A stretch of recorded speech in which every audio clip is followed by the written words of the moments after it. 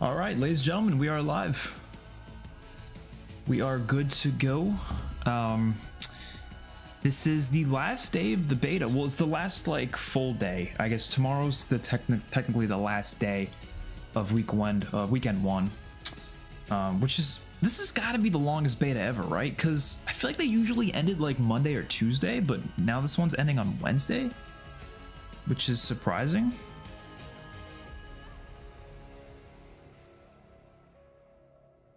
Oh, does this say I'm live? I'm live, right? Yeah. I think so. No, because it's telling me I'm not live. Now I'm confused. What did I do? It's not coming up as me being live. That's weird. I'm live, right? Oh no, I am. Yeah. I think it's YouTube's just being glitchy, as it always is. When is it not glitchy? It's always glitchy. All right, let me tweet it out. Yeah, it's not saying I'm live, and it probably didn't send out any notifications, but I think we're good.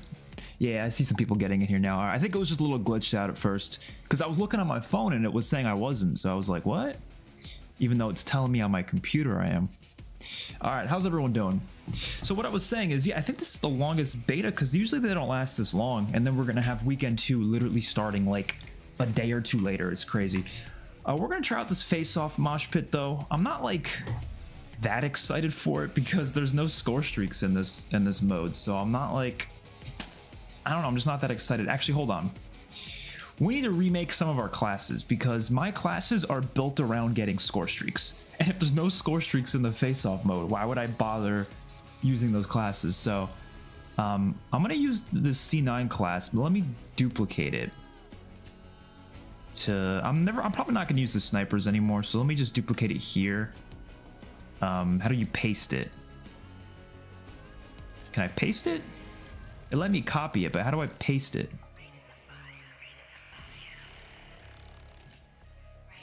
No, that didn't work. Huh? I don't know. I don't see like a paste option. Like it says copy and paste, but like where do you... I don't know. That's a little confusing. I'm gonna make a whole new class then. Let's just make it here. Let's use the... I really like the C9. I'm a big fan. Oh, it was just that easy? It just took... Okay, never mind. I guess we're fine. All right, I'm making a class because my other classes are built around getting score streaks, right? So I might as well make a new class that's built around something else because there'd be no reason for me to use that. Okay, I'm gonna do... Let's do... Should I do the Enforcer specialty?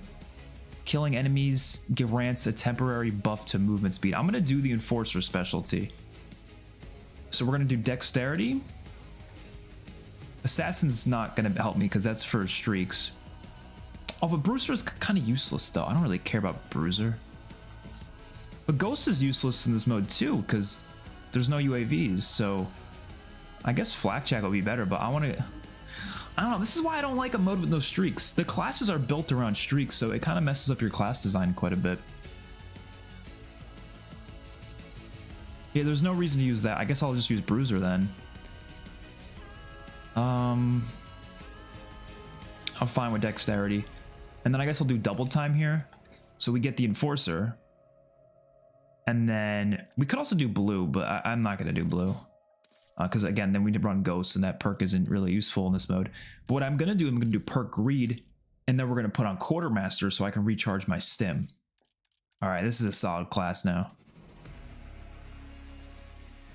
Nice. That's what I'm going to run. All right, let's do it. Face Off. Yeah, I really wish they designed the Face Off maps to have streaks. I feel like the whole game is designed around streaks. You might as well have them in all modes. I don't really like when there's modes without them, but that's just me. What's up, Lucas? What's up? It's Arcade. What's up, Chad? How you doing? I haven't seen you tweet about the beta at all. You joined the... Have you played the beta? Have you joined it? I'm curious. If you see me on a game, please kill me. I'm already at max, so I don't care. All right. Because you're live horizontally, it's really stupid now. That's why you see so many vertical live streams. They reach way more people now. Oh, you mean, are you talking about like the shorts live streams? Yeah, I don't really do those, but I mean, I don't know. I'm not a fan of short form content in that format in general. Like I don't know. It's just not my thing. But I probably should get into it because I know it's the smarter thing to do at this point. I posted some shorts, but I haven't posted enough, you know. I might start doing them again a little bit because I just don't enjoy making them as much as like regular videos. The entire community hated BO2 and BO3 and every other COD game at first. I just googled it today. Did everyone hate BO2 and BO3 at first? Yeah, I didn't hate those games at first, but I'm sure there's a lot of people who did, though. You're probably not wrong. All right, let's...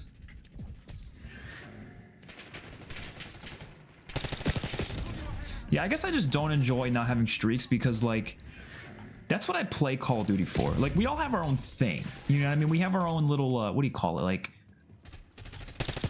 we have our own reason for liking Call of Duty. We all have our own reason for why we play and what we like to do in the multiplayer, right?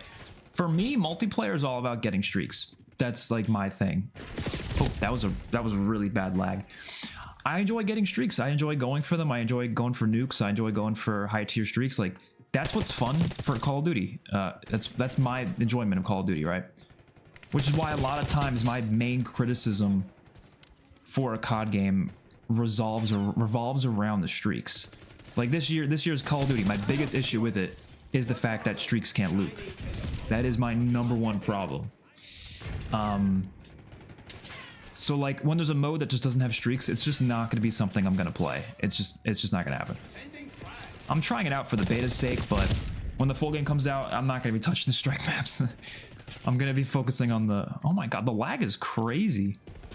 I'm going to be focusing on the main modes.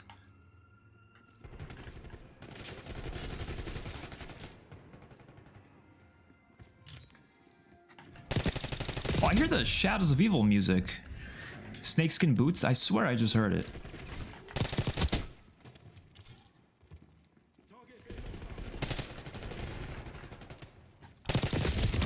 I'm sure Face Off is good for like grinding camos and stuff, but like I don't know. I feel like you could just do that in any mode if you really wanted to, especially because the maps are gonna be small, it sounds like. Ooh, little triple.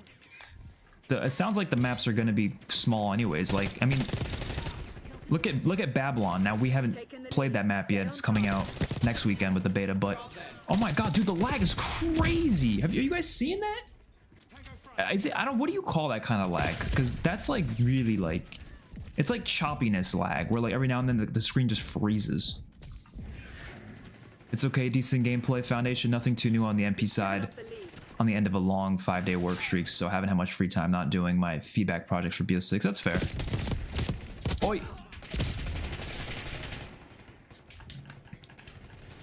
You know, a lot of people were saying they're not looking forward to going back to MW3 after this, but like genuinely, I'm really excited for that Season 6 because Season 6... Oh, I'm kind of going off right now.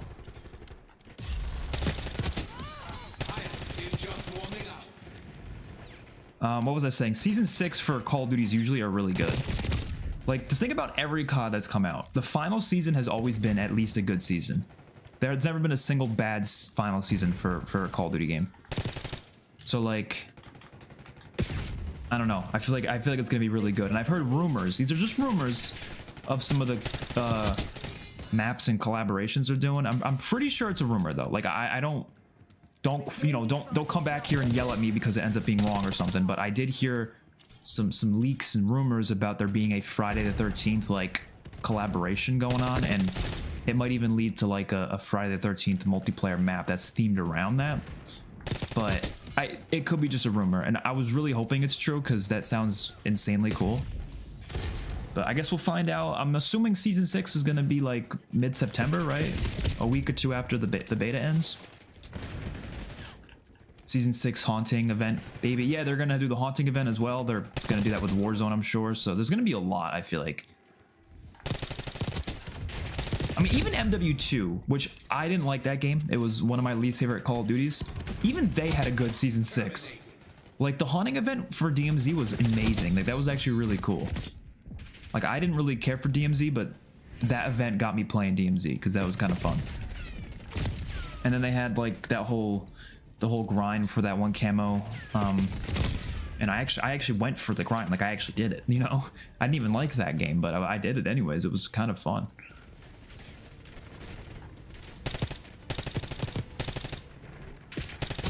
And I feel like Season 4 and 5 for MW3 have been a little lackluster, so I feel like they've been saving all like the really good stuff for the final season. I'm assuming they want to end off on a high note. Not much time left. Put this to bed. Probably nothing new for zombies though, but that's alright. We're getting a new map for zombies soon anyways.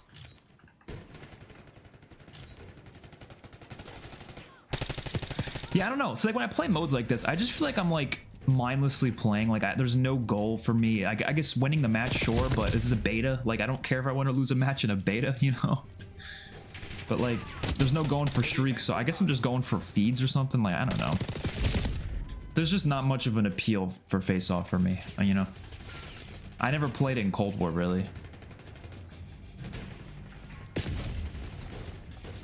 I would prefer they did what MW3 did, where they have a bunch of small maps and they have a whole small map playlist, but you can use streaks on those maps. Like, they didn't make them designed to have no streaks.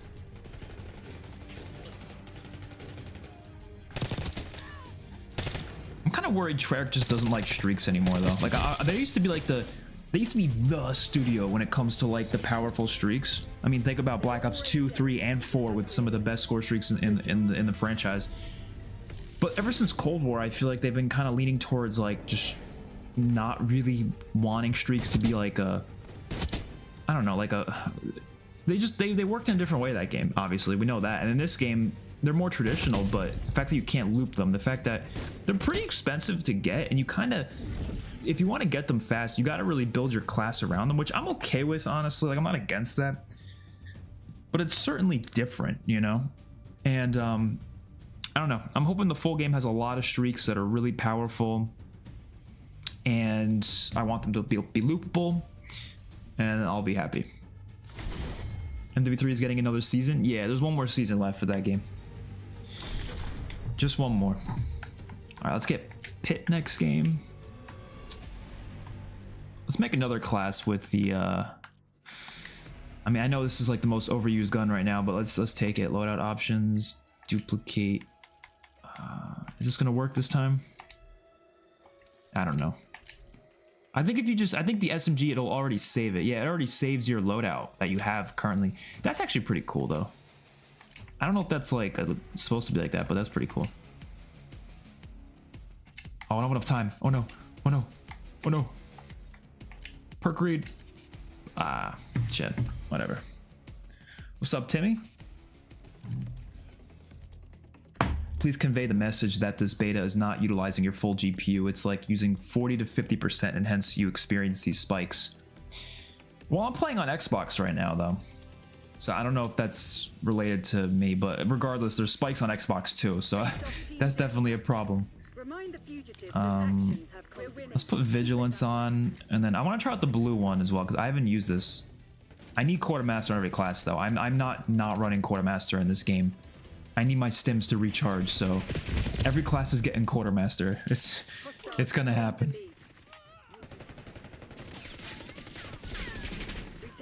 But I do like the combat specialties. I think they're a pretty cool idea.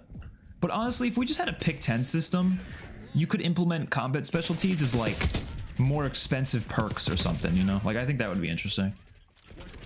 I really hope they do pick 10 next year, man. I think that's what next year's COD is gonna be like. I think the reason why they held off on not doing pick 10 this year is because they're going to use it as this big like thing next year where they're like, oh my god, pick 10's returning, you know? Which is kind of frustrating, but I don't know. I guess we'll see. Because I'd rather they just had it this year too.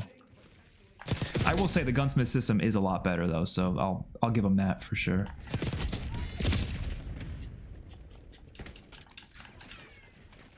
We've given up the lead. I heard we're getting pick 10 next year. I think that was a rumor, yeah. So I think it's possible. But again, like, it's just kind of annoying that they would hold it off for the next COD, you know? Falling behind, Crimson. Because I guess if they don't feel like they have any, like, big new thing to announce for the next game, then, like, they're probably going to feel like they need something, and pick 10 returning would be that thing. Because that's kind of what Call of Duty marketing is all about. It's all about having that thing, that one, whether it's a new thing or a returning thing. They need something to announce when they're revealing the game that makes it set itself apart. And if they just announced it like, oh, it's just a new Call of Duty, like, we don't really have any special new things, it's not gonna, there's no hype, that they're gonna lose a lot of the marketing pizzazz. Now, I feel like personally for me, I wouldn't really care as long as the game looks good and ends up being good. Then I'm fine. But just for the sake of, like, their marketing, they need something to, like, set itself apart.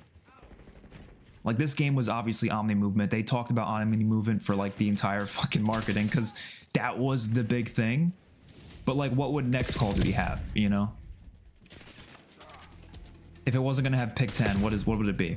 The Black Ops 2 remastered maps, I guess, but MW3 already did that with MW2, so remastering old maps for your main launch maps is not really like that new of a thing. It's just something else, you know? I can't think of anything else that they could announce that would, like, you know, be that huge. Obviously, zombies, they already got their round-based zombies announcement, so I guess next year will probably be... I'm not sure.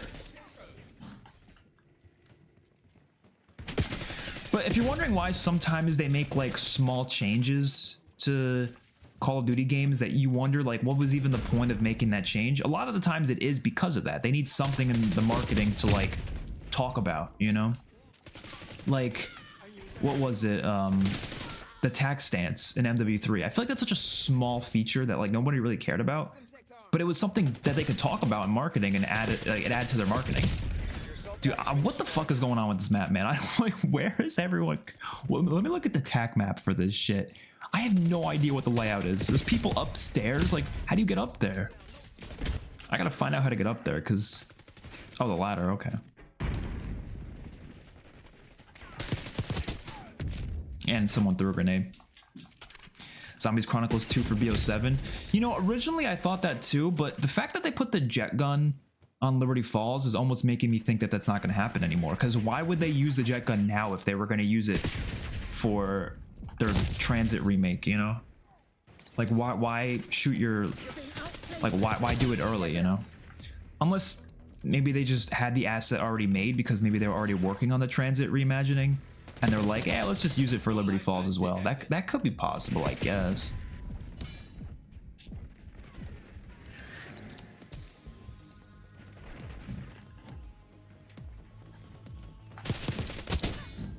Bro, I'm not gonna lie, this up area is kind of like OP, because you could just... Because the only way to get up here is ladders, until they throw grenades. Until they throw fucking grenades. Excited for MW3 Haunting. Imagine how good Sledge remade Vortex maps and now how crazy they'll make the Haunting maps. There probably is going to be some really cool, like, you know, variants of maps that are, like, Halloween themed.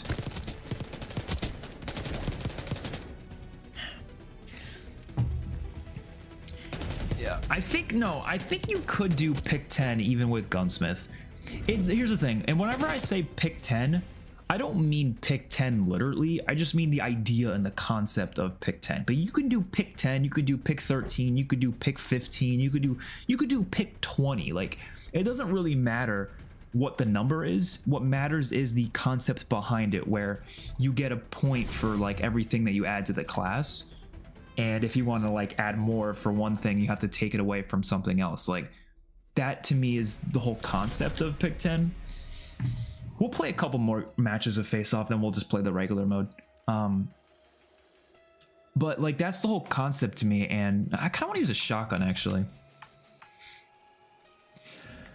Oh, I felt that one coming. I might run a shotgun, because if we're gonna use a shotgun at all, it's probably gonna be now.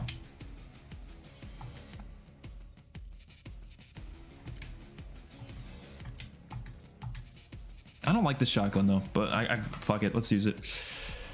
But yeah, like you can do like 5 attachments by default, but if you want to add a 6th one, like okay, now you got to get rid of a piece of equipment. Or if you want to add a 4th perk, okay, now you got to get rid of an attachment, like that kind of a thing, right? Or like if I want to run a class with no secondary, like let me do that, you know, like let me do a no secondary class. That's, I feel like that's just what made pick 10 so fun.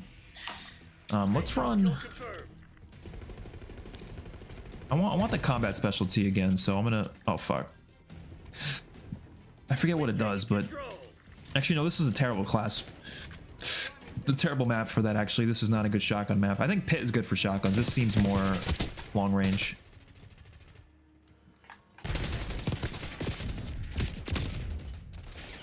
Imagine 12v12 on these small maps. That would be insane. Bless up. Thank you. I appreciate it. You getting a nuke today? Do they even have a nuke in this mode? Like, I have no idea. I'm probably not getting a nuke, I'll be honest, even in the main mode. I feel like a nuke in the beta is crazy. Like, you got to be an extra level of good to get a nuke in the beta. Because the beta is like the most hardcore players ever playing all at once. So like, getting a nuke in the beta is like, you're a god. Unless we do some reverse boosting, but I'm not doing that. I ain't reverse boosting. I'll never reverse boost. I feel like it's just so boring. Like, I don't know. I wouldn't feel accomplished, you know what I mean? I'd feel so like, I feel so meh if I did that, you know? But you know what's like, what I call like soft reverse boosting? Because it's not really reverse boosting, but it's like soft reverse boosting. Is just getting a friend who's really bad at the game and then joining their lobbies. Like, it's not really reverse boosting because you're just playing with a friend, but it will make your lobbies easier though.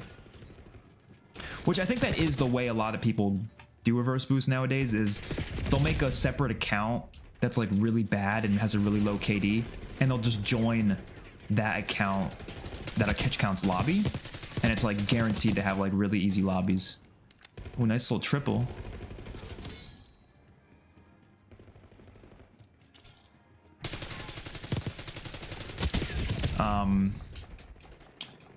But like, would you consider, like, you would consider that reverse boosting, but you probably wouldn't consider someone just playing with their bad friend as reverse boosting though, which is interesting because they're kind of the same thing. So it's, I don't know, man. It's weird. It's a weird concept. Thanks, Justin. I appreciate the sub. Love both these maps so much. How are you liking them? So I talked about this before. I just don't like the strike face-off mode in general because there's no streaks on them. I would be having a lot more fun if I could use my streaks. I don't know. I've said this before, like, streaks are the thing I care most about in multiplayer, right? Everyone's got their thing. Everyone's got their, like, their specific reason for playing COD multiplayer. So some people, it's all about camo grinding. I know lots of people that are all about the camo grind. That's like the only reason they play multiplayer. Some people just love playing the objective. They love objective playing. They love trying to win games. Some people love ranked. They're really into competitive. Some people are just extremely casual and just like to shoot people and don't really care about anything else. But for me, it's all about streaks. It's all about getting score streaks, getting nukes. Like, that is what makes the mode fun to me. And a mode that just doesn't have any of that, I don't know, it's just kind of sucks to me. Like, it's why I didn't like the war mode in COD World War II. There was no streaks. Now, war mode was still fun, don't get me wrong. I had fun with it. But not having streaks just kind of made it like not as enjoyable for me. I was just like, well, I don't really care about like my performance here. But I think war mode was fun, especially with friends, because you were like working towards a goal together, and it was kind of interesting. But a mode like face off here, it's just, I don't know, it's just, I'm sure I'll like it more when the full game comes out, because this will be great for camo grinding. But other than camo grinding, like, why would I ever play this mode? I want to go for streaks. I can't do that here. So I don't know. I'll see you later, Chad. Thank you for checking out the stream for a little. I would love to see you debate Matt Scronce about loopable streaks. Oh, I would go so hard in that debate. I would go so hard. Yeah, I don't know. I don't understand the change. I really don't understand the whole looping streaks thing, because I really don't feel like streak spam has ever been an issue in Call of Duty. It's just never been. And if you do get spammed on with streaks, then like, I mean, that might just be your fault. Like, I don't know. Okay, no. Cold War might have had a streak spam issue because they had this weird system where you can earn streaks regardless of if you die or not. So sure, people were getting streaks really quickly in Cold War, but this game doesn't have that streak system, so there's no reason why they can't be loopable. I've maybe gone against like maybe 10 helicopters in this whole beta. That's not a lot of helicopters that people have been getting. It's just not. People aren't like actively, and when people do get streaks, they're not always looping them. Like sometimes they just die. So like, if they're good enough to stay on that streak, let them loop it. What's the problem? Taking away that, like, you know, that enjoyment of going on that streak, to me, is just so unnecessary.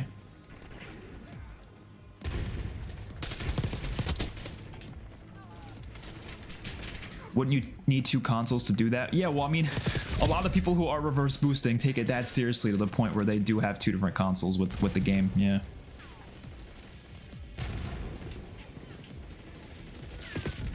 If the bad player backs out and was in your party, you'll get banned? Really? I didn't know that.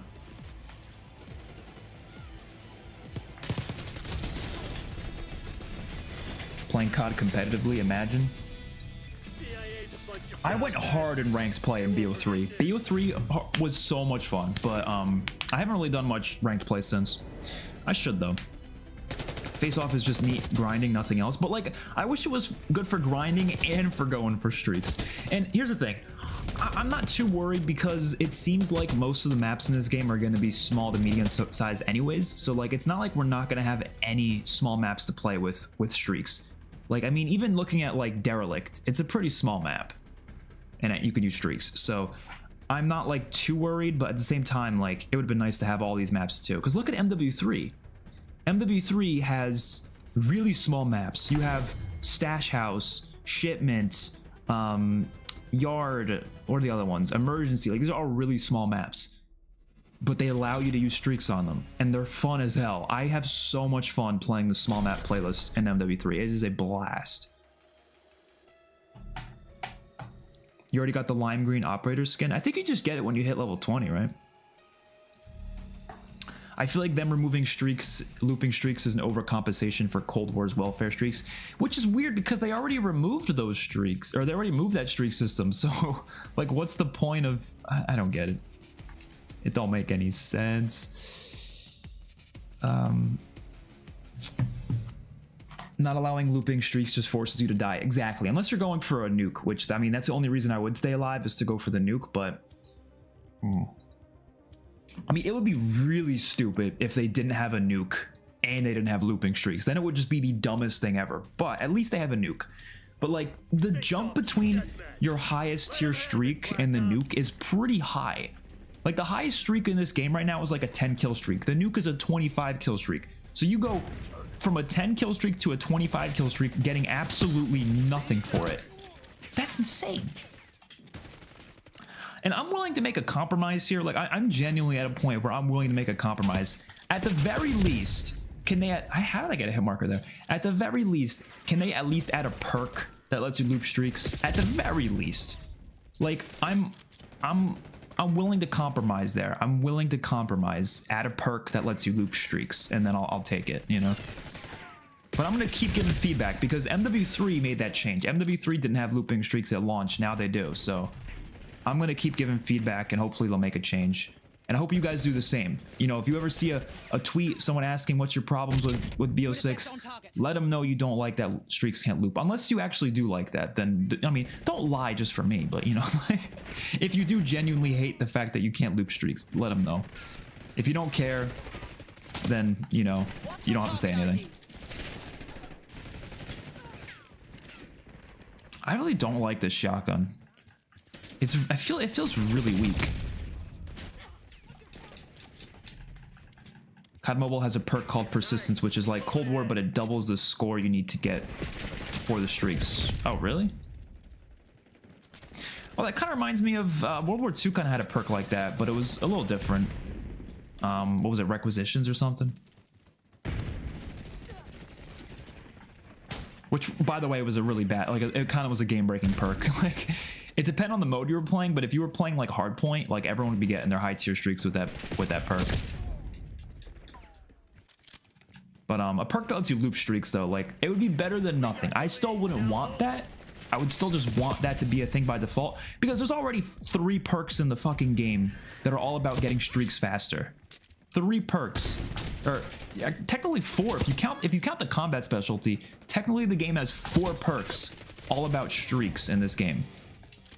So like they basically made it so you have to build your class around streaks if you like streaks, which is fine by me. I mean, I'm not opposed to it, because I mean they're not really required to use, they just make it faster to get streaks. But if they made it so you can loop them too, I would rather that be the default, of course, but I would be willing to make a compromise. I've heard some people say that they think it should be let us loop support streaks like UAVs, but you can't loop lethal streaks. I think that's stupid too. Like, why not just let us loop everything? Why can't I loop a helicopter? It's freaking 11 kills to get. Like, if I go on a 22 kill streak, I deserve 2 helicopters. Why does it matter? Like, it's not like the helicopter is making you earn more like streaks, because they don't give you that much score to like make much of a difference, you know? What are the best weapons in the beta? The Jackal PDW and I would say the Ames 85 is probably the second best. Maybe the XM4. All 3 of those guns are really good.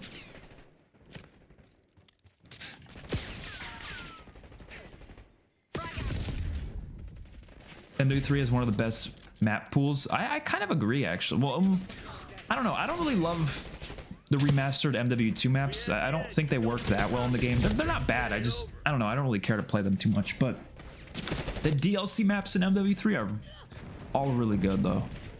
I've had a lot of fun with them.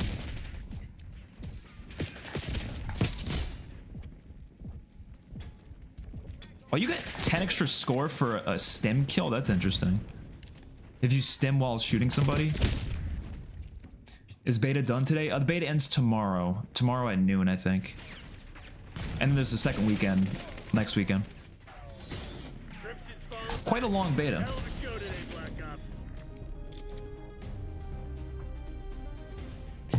I do hope there are some bigger maps like Scud in the full game. I honestly, I don't think Scud's even that big, to be honest. I feel like Scud's pretty small. I don't know. I prefer small maps. I'm not opposed to there being a couple big maps, but I do prefer the smaller ones anyways, so. I feel like Rewind's decently sized. It's not like, I wouldn't say it's big, but it's definitely bigger than the other ones, I would say. You would make a good game reviewer. Thank you, I appreciate it. I mean, I already do game reviews, I guess, for COD, but I don't really, I mean, I play other games, but I've never done like a full review on like a different game. Now that I'm thinking about it. Maybe I have, but like years ago or something.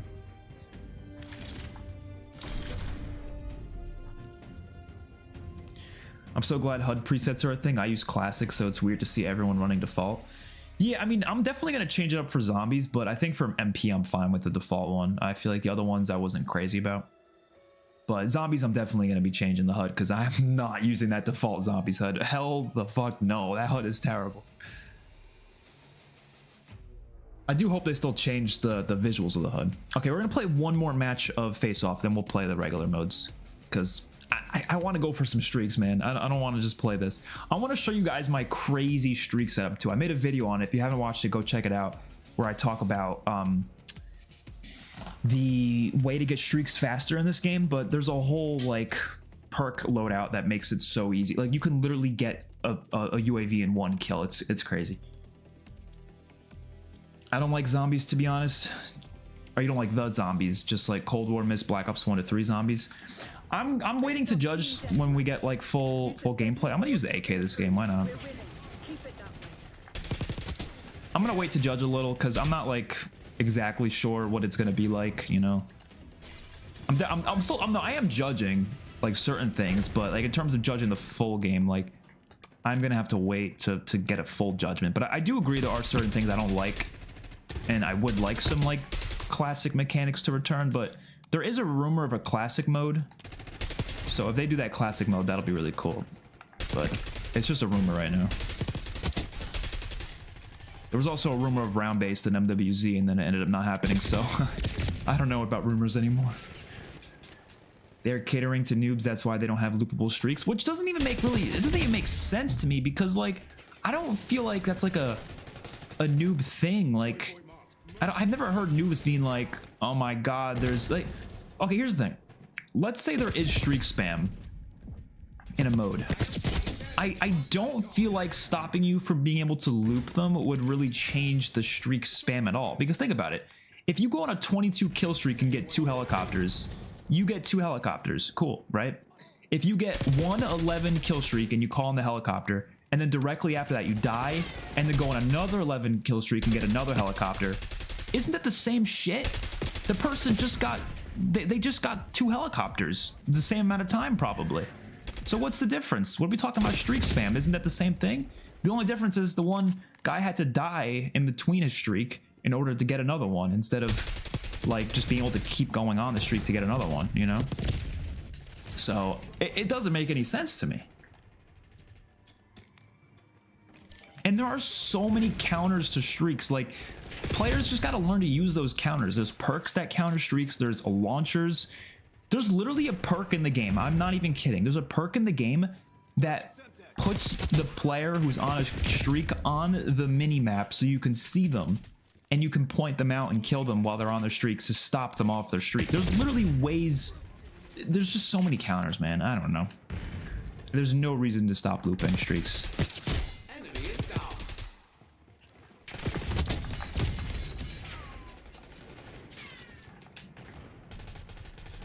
My main problem is the salvage system weapon rarity.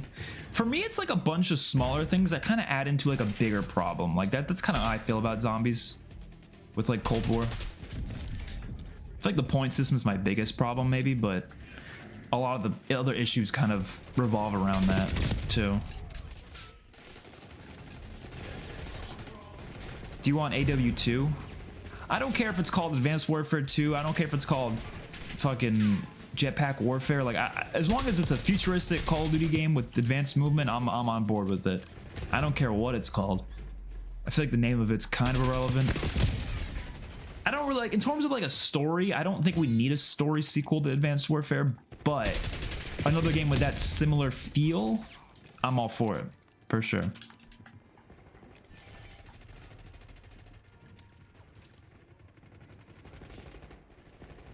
Just do the BO3 jetpacks though. Don't do the Advanced Warfare jetpacks. Those aren't very good.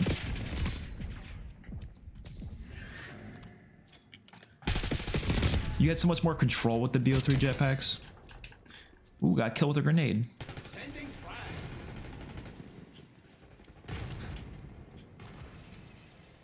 No salvage would be interesting though, because it would force us to get support streaks and equipment refills from zombies instead of crafting it.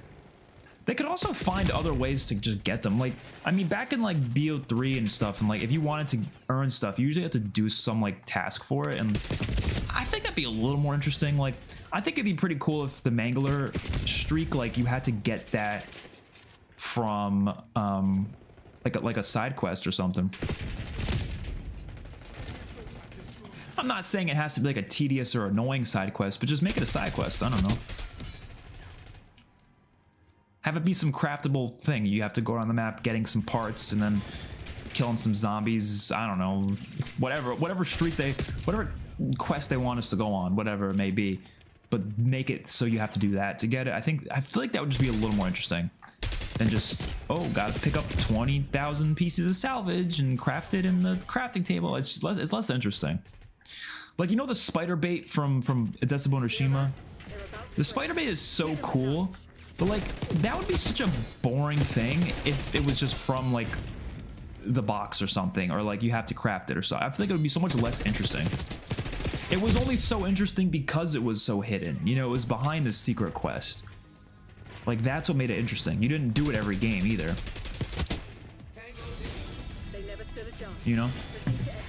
All right, we're gonna play the regular mode now because, like I said, I want to go on some streaks, man. I want to go on some streaks.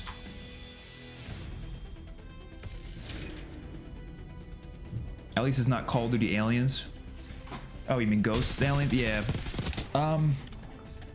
I honestly wouldn't be opposed of them doing Extinction again with Infinity Ward's next game, but I would rather they just did zombies, man. I want to see some non-Treyarch zombies. Why do you think Rourke is a bad villain? I think he is a pretty solid villain with an interesting story and motives. Well, I think a lot of it revolves around the story itself in the game, but I think my issue with him as a villain is, first of all, he's this guy who was kind of like brainwashed, right? Which is, I mean, that's probably where they were headed for Ghosts 2. I think they were going to end up having it so Logan was going to get brainwashed too. That's, I think, the direction they were going in with the ending there, but I don't think he doesn't really have, like, his motivation isn't very character driven, if that makes any sense. A lot of it's like, okay, yeah, he felt he wanted revenge for what happened to him, right? But a lot of it was also just straight up the guy was like kind of almost changed and brainwashed into this yeah, what it was called, I forget what that group was called in that game, but you know what I'm talking about. I just don't think it was character driven enough, if that makes any sense. Whereas someone like Menendez was all character driven. He was like, he had so much discernible traits that made him related to other characters in an interesting way. Like, he had an interesting history with everyone, and like that shit is why he worked. I don't think Rourke worked. I don't think he's a terrible villain necessarily. I just don't think he's great. They should really cut down on how many support streaks there are and make them more conductive to zombies instead of chopper gunner. They should make them more, yeah, that's true. Make the streaks more like zombified, I guess, you know? Even the chopper gunner in zombies, like, why not make it like a pack-a-punch chopper gunner? Like, imagine the chopper is like shooting like pack-a-punch bullets instead or something. I feel like even just something as small as that would make it feel more zombified, you know? What's up, Clarky? What's up, Revived? How you doing? I miss unique side bosses to only one map. The Mangler should only be on GK. Yeah, so I mentioned this before. I think streaks are, I mean, bosses, I'm fine with them returning on multiple maps. Just make it so they only return like every now and then if it's thematically appropriate. Like, I was fine with the Manglers returning on Firebase C. Like, that's fine.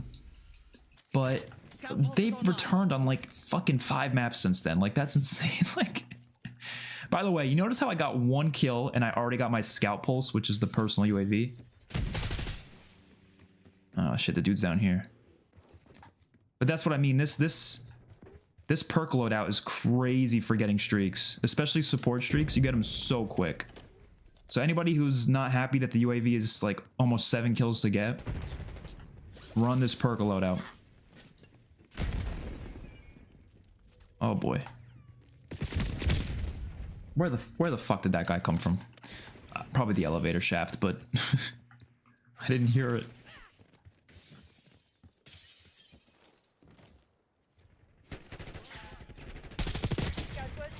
Look, 1 kill and you get a scout pulse. Like, I don't think there's ever been a streak in COD where you get 1 kill and you can get it. Like, that's crazy. Menendez is the best COD antagonist. I agree. For sure.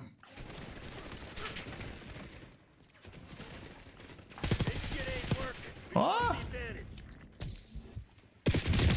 Oh my god, this is a bad lobby. Is everyone capped at level 20? Yes. Everything's capped at level 20 now. I think they're going to open it up till 30 next weekend, though. Oh my god.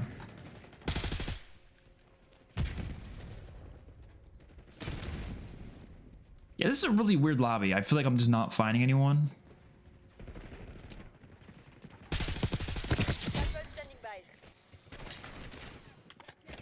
Let me reload.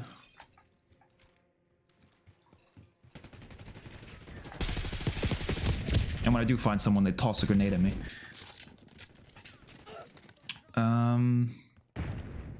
Makarov and Menendez are neck and neck for me. I think Makarov is solid too. He's probably the second best, but I feel like... Oh shit.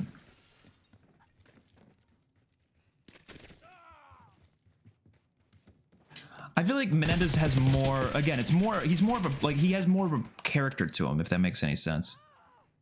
Like, there is so much to that guy.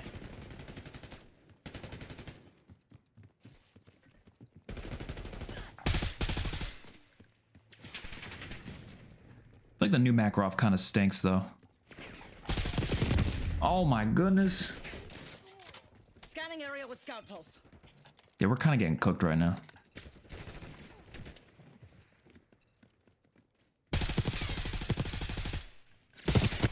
They're cooked.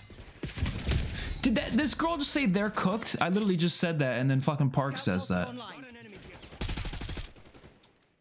Treyarch are some funny people, man.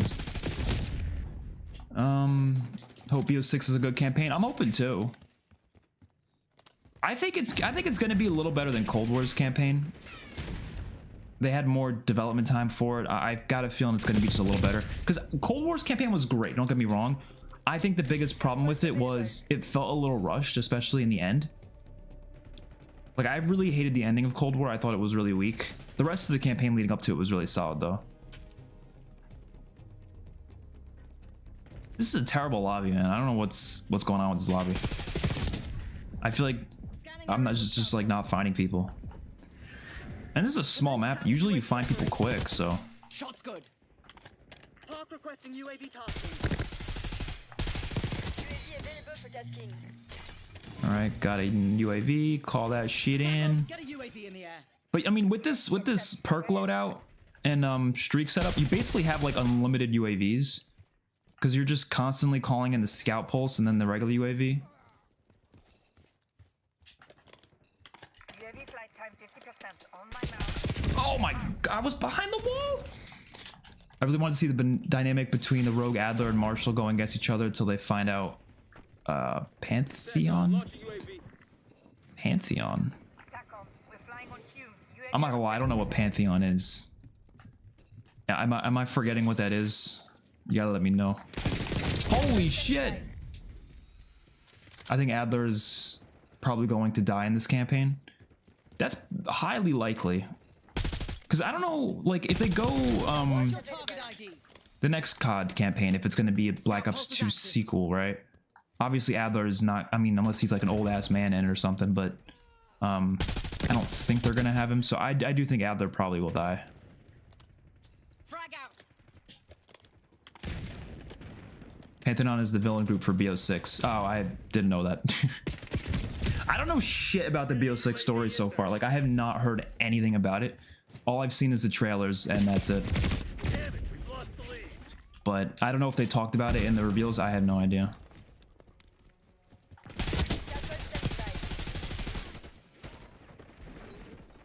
Eat this. Oi! Established overhead. Hostile RCXD in your AO.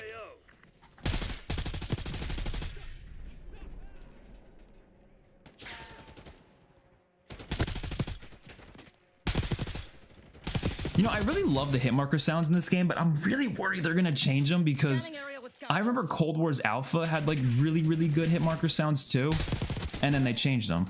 So I don't know. I feel like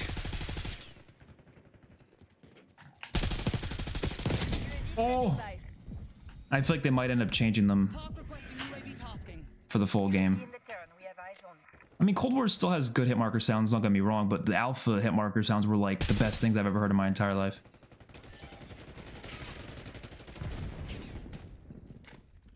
UAV MTL 50%. Check. You planning on giving Yeah, I'm not really sure. This enemy team is playing like really slow. Oh, one of them's not even playing. Thanks for the work. We got the Oh shit! lead. Now hold Ah, I was reloading. One thing I don't love about this game is the stims don't regen. Yeah, I'm pissed about that too. I've been running Quartermaster on every single class because I need the stims to regen. Like, I get so annoyed not having stims that regen. So I guess I'm running Quartermaster on every class this year. Literally every single class. Look, I can't look at them right now, but Quartermaster every single class. back.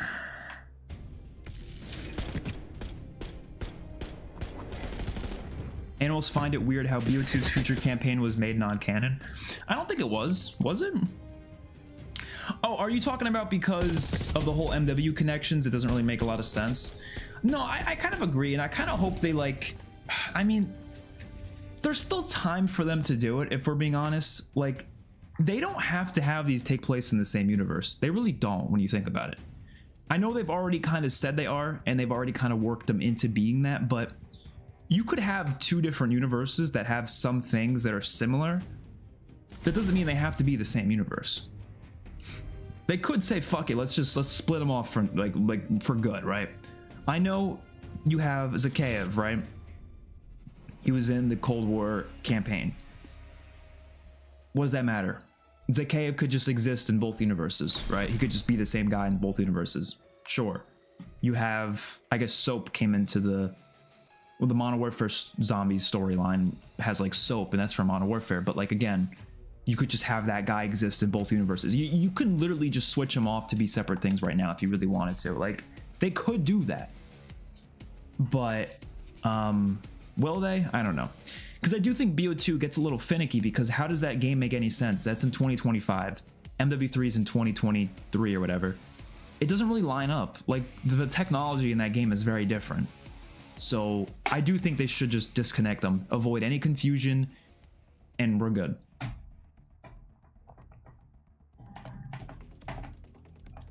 Yeah, MW3's campaign was bad. It was just straight up bad.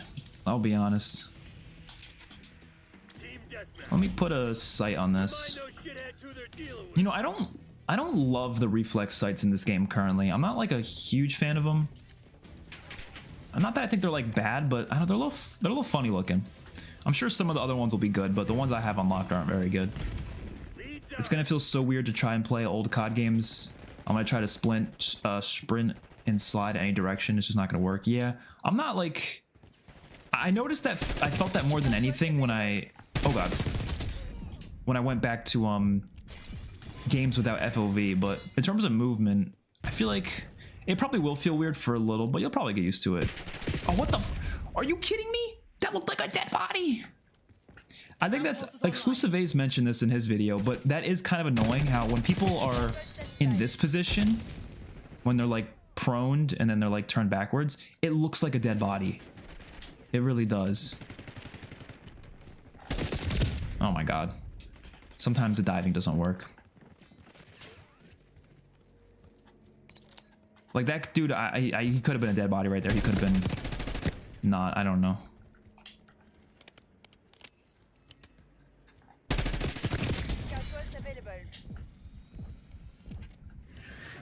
Scout pulse is active.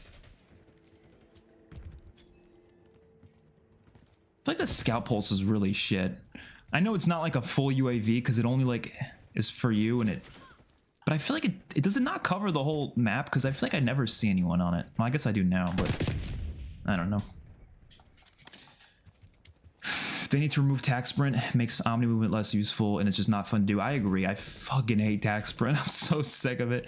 I feel like most of the time I don't mind it, but then I start to really think about it and I'm like, you know what? I do hate it.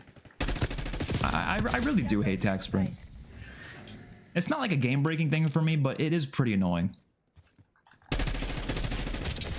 Oh, hell yeah. I knew some dude was behind that, so I was like, let me just blow it up.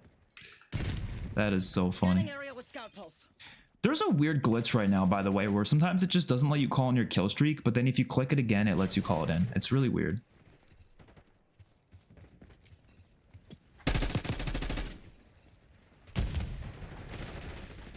Oh, fuck.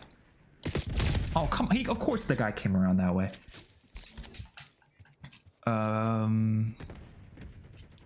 Were you disappointed with Dalek's questions on the COD pod? I wouldn't say I'm disappointed in them.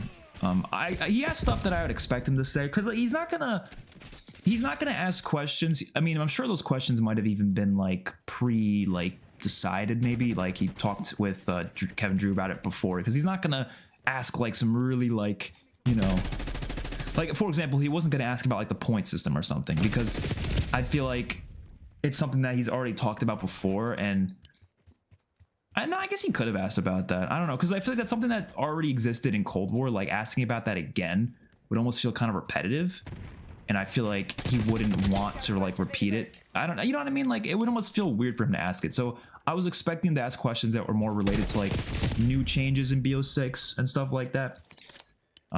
More general things. Frag out. So I wouldn't say I'm disappointed. I just, you know, obviously there's all the time I want to see some you know, more interesting questions, but I think some of them are fine. Like, what was the one he asked about? There was one that I liked. I don't know. I forget.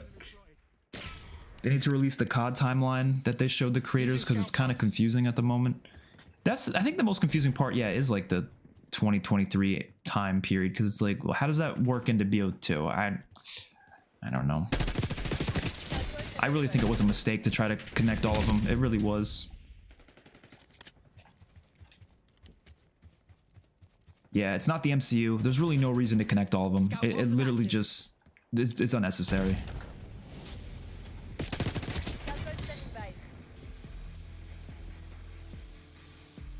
Throwing frag.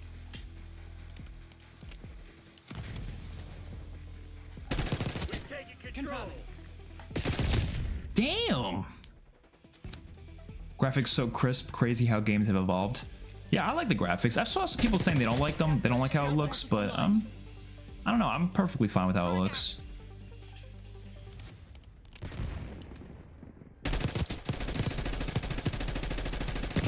Oh, my aim was bad there, holy shit. Still a guy over there, right? It's gotta be.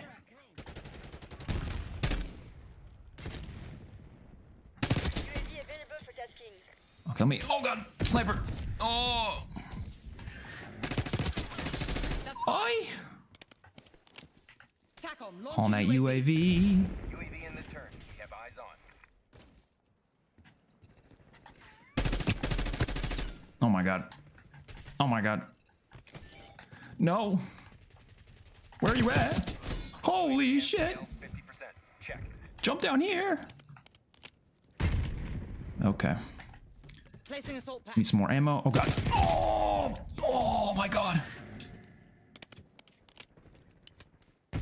Mission time expired. UAV RTB. God damn. Tango down. Get a UAV on grid. Is that enemy? Assault Yes. pack down. Dude, those assault packs, man, when you run the strategist, oh my god, we're lagging. When you run the strategist thing, it's, trust me, it's crazy.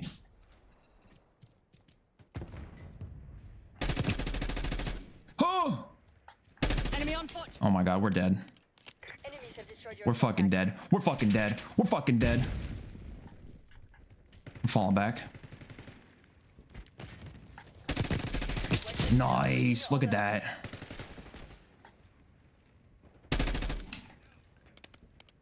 Call it in. Watchdog helo overhead.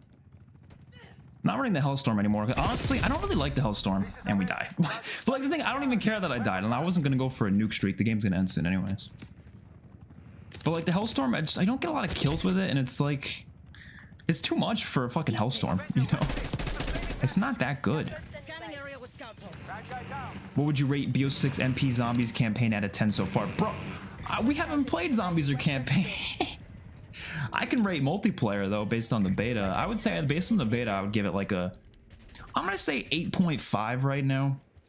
I mean the beta itself I think is a solid like 9, but like the beta as a whole, I think the game, I don't know, 8.5, 8.7. Let's give it an 8.7. I think that's how I'd give it.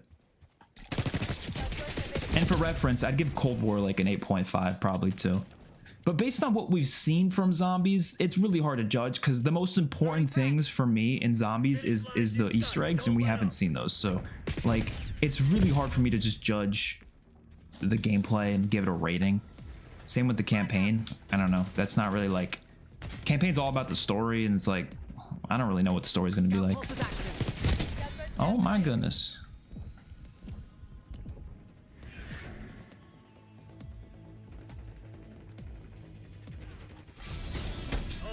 All right. Way to make me proud. I just started using single tap so I don't have to double tap the attack sprint because it's annoying.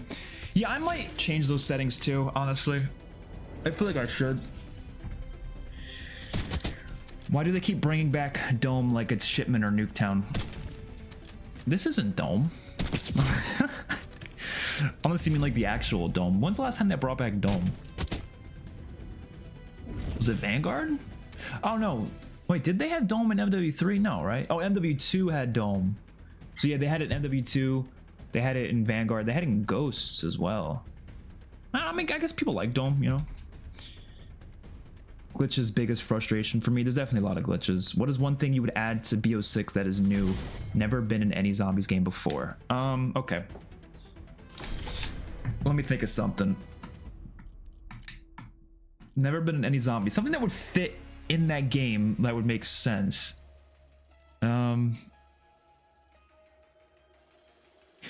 Multiple boss fights on a map. And I mean like multiple as in more than 2. So the only time we've ever seen that, I guess you could say Beast from Beyond technically with the Super Easter Egg boss fight. And then obviously a map like Zetsubo has 2 boss fights, the spider and then the Takeo boss. I want to see zombies evolve to a point where a singular map has like 5 to 6 boss fights on it. And only like one of them being tied to the main Easter egg. Like you should have side boss fights. So like an example would be kind of similar to Zetsubo, but a little different, where like you do a side quest to unlock a secret room in a secret area of the map, and that secret area of the map has a special boss fight exclusive to that side Easter egg. And the boss fight will give you like a crazy good reward if you go ahead and do it. So let me think of an example, and I don't know if they will do this. That would be really cool if they do, but an example could be, so let's say on Terminus, I'm sure there might be 2 boss fights on the map because they have a Kraken there, and let's hope the Kraken isn't the main boss, because I think that would really suck if the Kraken was the main boss. Oh damn. Let's hope the Kraken isn't the main boss, because that would suck. Scanning area with scout pulse. But I do think the Kraken will be like a second boss fight kind of thing. But imagine like you had a whole nother type of boss, right? Where like you go on the boat or something, and there's some secret beast underneath the boat in some cargo ship or something. And you have to do an Easter egg to unlock that cargo ship. And when you unlock it, the beast comes out of the cargo ship, and you have to now fight him. And it's this whole separate boss fight exclusive to that side Easter egg. You don't have to do it for the Easter egg. You don't have to do it for any of that. It's just something you can do for fun.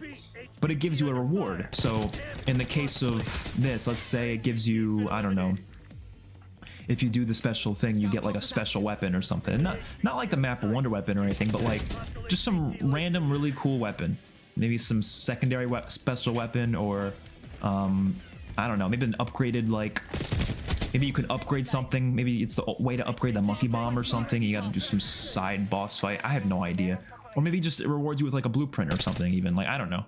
Just some kind of reward of some sort just for doing this side boss fight. And I think every map should have that, like a couple of boss fights all around. It would help encourage map exploration. You'd have more of a reason to go around and explore different areas of the map. Like, I think that would be really cool. If they wanted a unified universe, then every established COD game would need a reboot to fit in properly instead of what they've been doing now. That's true. If they were going to do that, they should have just restarted everything. But trying to shove in Black Ops into it, it just, to me, just was a mess. Yeah. Just a mess. Which to this day, I think that's what their original plan was. I think they just decided to change plans like halfway through it. I think Black Ops Cold War was originally going to be a reboot. I really do. Because I always wonder, like, why did they, and there might be other reasons for it, I have no idea, but they changed the voice actor for the Woods and Mason, right? And everyone was always wondering, like, well, why did they do that? I think it's because they were trying to make it be like the Modern Warfare reboot originally. That was their plan. Like, let's make a whole Modern Warfare reboot, like, but it's a Black Ops reboot now. And that's why they did that. But they realized halfway through it, fuck, we kind of just want to make this a Black Ops 1 sequel. And they're not gonna fire the guy they already hired to play the rebooted Woods. So they're like, all right, shit, let's just make him the actual Woods. Who cares? And then they went along with it. That's just my guess. I could be wrong, but that makes sense to me.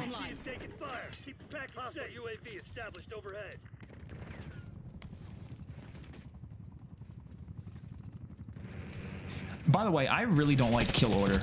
This is like, it's just not a fun mode to me. Throwing frag. I am not a fan of kill order. Marshal requesting UAV test. Oh my god, Good effect on target. that dude was moving quick. HVT under fire. Tack on, get a UAV in the air. Our HVT's been eliminated. Oh, come on. No kill such death effects in Mastercraft makes me sad. They might do that for some other ones maybe, but I guess not these ones, yeah. Oh, of course I got killed right away. Enemy HVT is down. Not on this map, but the other maps, they somehow kept the arcadey look of the maps on the Treyarch games despite being on the engine. I'm assuming you were talking about Scud, yeah. The other maps like this one and Derelict, yeah, they definitely still have an arcadey look to it. I definitely like the look of this game for the most part. I think it could maybe use a little bit of a saturation boost, but other than that, it's perfectly fine. Anyone here actually enjoy TDM on the beta? I don't like TDM. I mean, I don't hate TDM, but I do think it's kind of boring. I like it more than Kill Order, though. I fucking hate Kill Order. But Domination and Hardpoint are like the modes for me. Like those are the ones I'm always going to be voting for. Those are the ones I always play when the main game is out, you know? The only reason I'll ever play TDM is if I'm playing an older Call of Duty and you can't find lobbies in any other modes. So you just have to play TDM at that point. Which really sucks. Like, why can't we as a community all play Domination instead in the old CODs? Like, why does everyone always just go to Team Deathmatch? Like, I get it's because it's the default mode. But, like, if we all just agreed that, like, okay, whenever you go on Domination. I think we would all gladly do it. I think Domination is more loved than TDM for sure. It makes it harder to go on streaks in the old CODs too, because the games are so much shorter. Scanning area with scout pulse.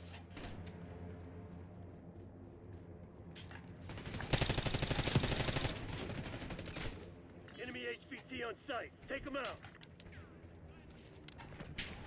Is that an enemy that just... Oh god. Enemy HVT on site. Keep them safe.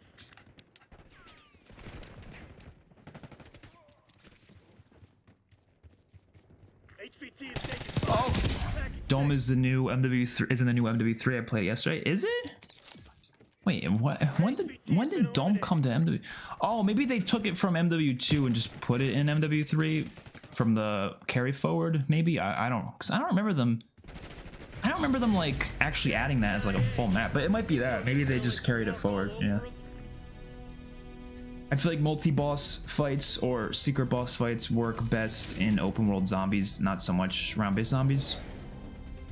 I mean, I wouldn't see a problem with it in round-based zombies though. I do think it makes more sense in open world, which they didn't really utilize it that much though. Because I mean, Outbreak has the Order boss and Legion. That's it. Only 2 bosses on the entire mode. Then you have Modern Warfare Zombies, which has only really done the Entity and the Worm. And my issue with those boss fights is like they're all tied to the story missions. There's really none that are just like on the map itself, except for the Red Worm. But the Red Worm is a fucking hassle to do. So like, and there's only that one. So it's like, why not just have some other ones that are just there, you know? I don't know. But I do think it could work in round base.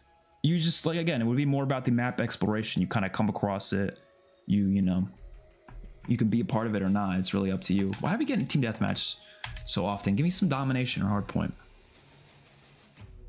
They should have a Great War map in BO6, make it part of the cycle so it doesn't change anything in either story. So my idea for that, and it would make perfect sense, you could easily do that. You would just have it so it takes place before Blood of the Dead. Like, have it be set in the original Ether story, which I don't really see the problem with that. Like, I think people would be excited for that. I don't think anybody would be like, oh my god, this is too confusing. No, it just be very clear. This is not part of the Dark Ether. This is a flashback map going back to the Ether story, right? And it's let's use the SWAT. I like rarely use this thing. It's a flashback map, and it's going back to the Ether story, and it would be right before Blood of the Dead. Now, I'm not like a story guru, so like there's some stuff I'm not like sure about, but I'm pretty sure before Blood of the Dead, the Primus Robe Richthofen, the one that came out with the crystal in that cutscene for Blood of the Dead, he came from the Great War, right? Like that's where he came from. That's where he was before. Because there's many variations of the Great War because they've been fighting it for, you know, throughout the cycle. So they've done it like trillions of times or whatever. But the one where Richthofen was right before Blood of the Dead. He came there with that crystal to do what he did. So you could do a map in the Great War before that took place right before that, and you would have Pablo Marinus there. Obviously, he would be helping Richthofen. That would be the Easter egg. It's trying to help him get to Alcatraz Island. That I feel like that could work as a map, because that's a whole huge part of the story, in my opinion, that we never had as a map. I think we only learned all that from Toggerto and like radios and stuff. So like that could be a whole ass map in and of itself, though, you know? Like that's a pretty huge part. I'm not using this gun. It's not a bad gun, but I don't like using it for some reason. How would you rank the beta maps? Damn it, we've lost the lead. Probably Skyline first, then Derelict, then Rewind, then Scud. Scud's last. The strike maps, I don't really care about, to be honest. How do you expect zombies to get anywhere if all people ask for is remakes? Genuine question. I'm always baffled at people wanting old maps instead of new ones. Well, to be fair, Great War map wouldn't be a remake. Oh no, you're talking about his comment here. I hope we get remakes again, not remasters. I'm always going to prefer to play the original unless it was trash like Transit and Die Rise. I would love a Kino remake with a boss fight in new areas. So yeah, I mean, I'm of the opinion where like I would prefer all new maps that are not like anything from like no old locations or anything like that. But if they were gonna do it, then yeah, I do agree that it should be a reimagining as opposed to like a remaster.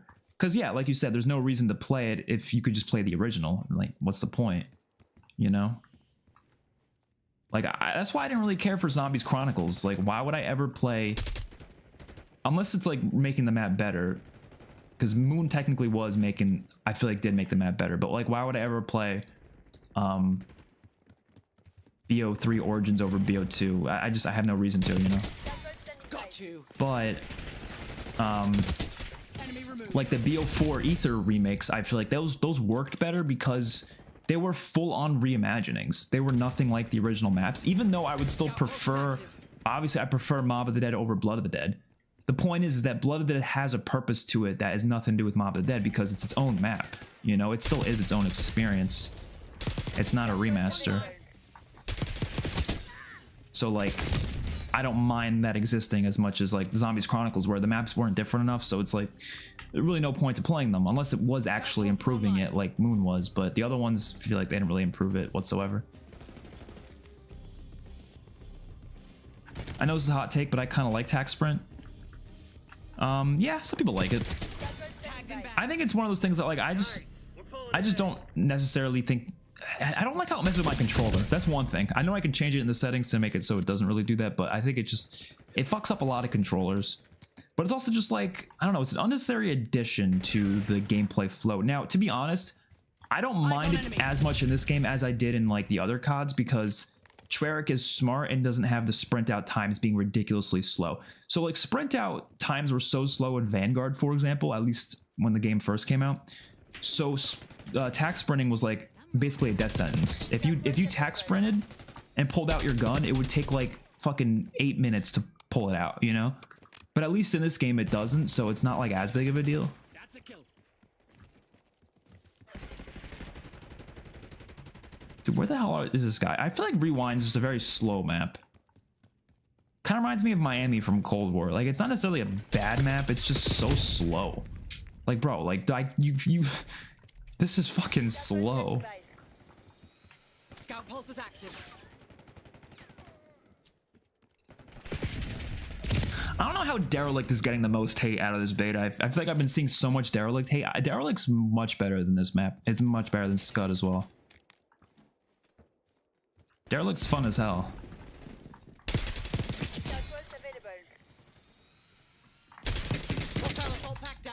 don't think I've ever had a bad game on Derelict. Oi! Why do all the new COD menus always have your operator just walking? It's so uncreative. Yeah, I guess it's not that cool, but I don't know. I guess it would just either be that or them standing still or something. I mean, they're going to show your operator, definitely, and I'm okay with that. But maybe the background should be a little more interesting, maybe. Scout pulse is active.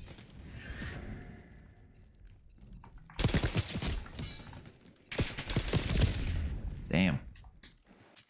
They should play out the Ultimus universe untouched by the multiverse. But where would you go from there, though? Because wouldn't that be... Like, if you were to do that, where would you start? Like, would you start after the Victus story?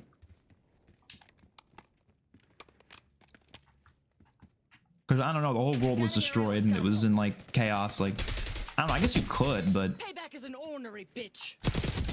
I wouldn't be opposed to seeing that, necessarily.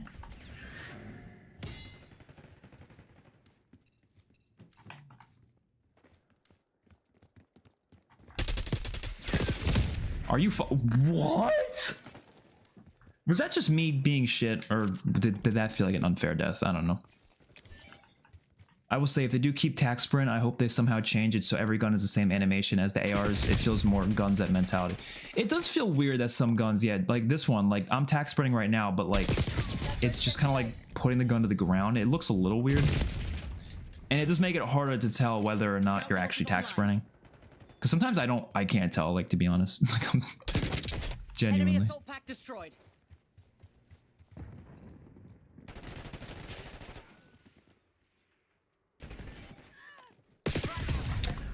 Always throw grenades at the worst time. How could they bring back Primus without Takio's OG voice actor? Replacement, AI, people would get mad at both. You don't have to bring him back. You could do Pablo Marinus instead. As much as people might get mad at that too, but I mean, they could easily find a way to just make it so like Takio's there, but he's just doing something else, maybe, or I don't know. And Pablo Marinus is the other playable character instead.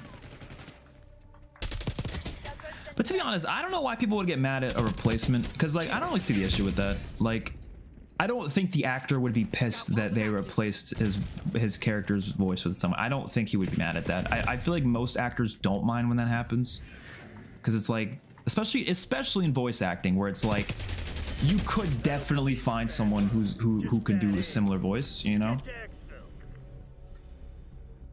So I'm sure people would be mad, but I don't think it would be like something they couldn't do necessarily, you know. Now, doing AI would be stupid, obviously. That would be stupid, but I think replacement, I don't think people would like, they wouldn't be so pissed that they would just like boycott the game or something. Maybe they'd be like, oh, but they wouldn't, like, you know.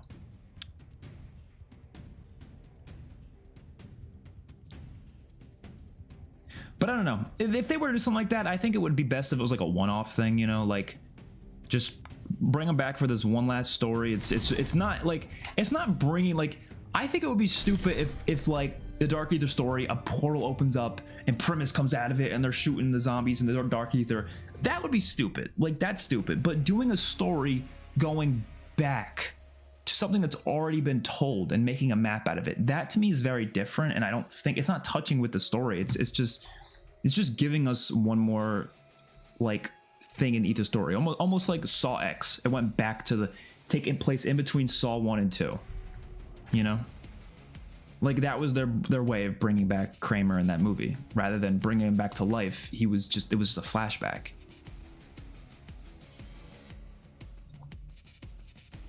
Patrol from Vanguard was a fun mode. I agree. Patrol was really fun. I would love for that to return. I don't know why it hasn't, but that was a fun mode.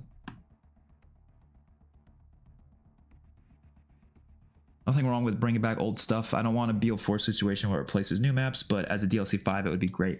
To be fair about BO4, BO4 did still have 4 original maps. So honestly, like, I didn't mind the remakes in that game because that game still had a shitload of original maps. I mean, okay, maybe not a shitload, but it had like the standard amount of original maps, which is, I would say 4 at this point is like the standard, 4 to 5. So as long as it has that much, I think the rest of the maps, do whatever you want with them. You know, if you want to make reimaginings, whatever. And I feel like most of the reimaginings, especially like Alpha Omega, Like, I don't know how someone could sit there seriously and tell me that Alpha Omega is a transit like remaster, or not transit, Nuketown remaster. It's nothing like Nuketown. Taking B. That is not like, it's literally just Nuketown happens to exist there. Like, if you would call Alpha Omega a Nuketown remaster, then you gotta call D Machine a Noct remaster, which it's really not. It's just Noct happens to be one part of it, you know? Advantage. Now hold it. 90% of the map is not Noct. Same way 90% of Alpha Omega is not the original Nuketown. Losing B. I feel like Classified is the only one that really kind of feels like the original map, which is 5. Like Tiger Toe and Mob feel, or Blood Dead feel very, very unique to themselves, I feel like. Losing Bravo. Not saying I like Blood of the Dead necessarily. I don't think Blood of the Dead's a great map, but it is definitely pretty original for the most part. Bravo lost. Derelict is my favorite. I do honestly, like, the more I play it, the more I think it is too. I don't know. I'm really between Skyline and Derelict is my favorite, but I was surprised because I feel like everyone on the internet hates Derelict, and I'm like, what? But it's so much fun.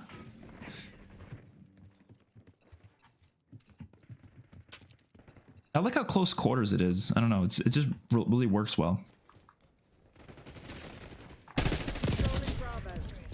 This map feels more like a standard competitive map. Like, this is probably going to be one of the main competitive maps, I feel like. UAV inbound. Hostile Derelict just needs UAV its spawns established fixed. Oh, overhead. I think all the maps need some of the spawn fixes for Bravo sure. underway.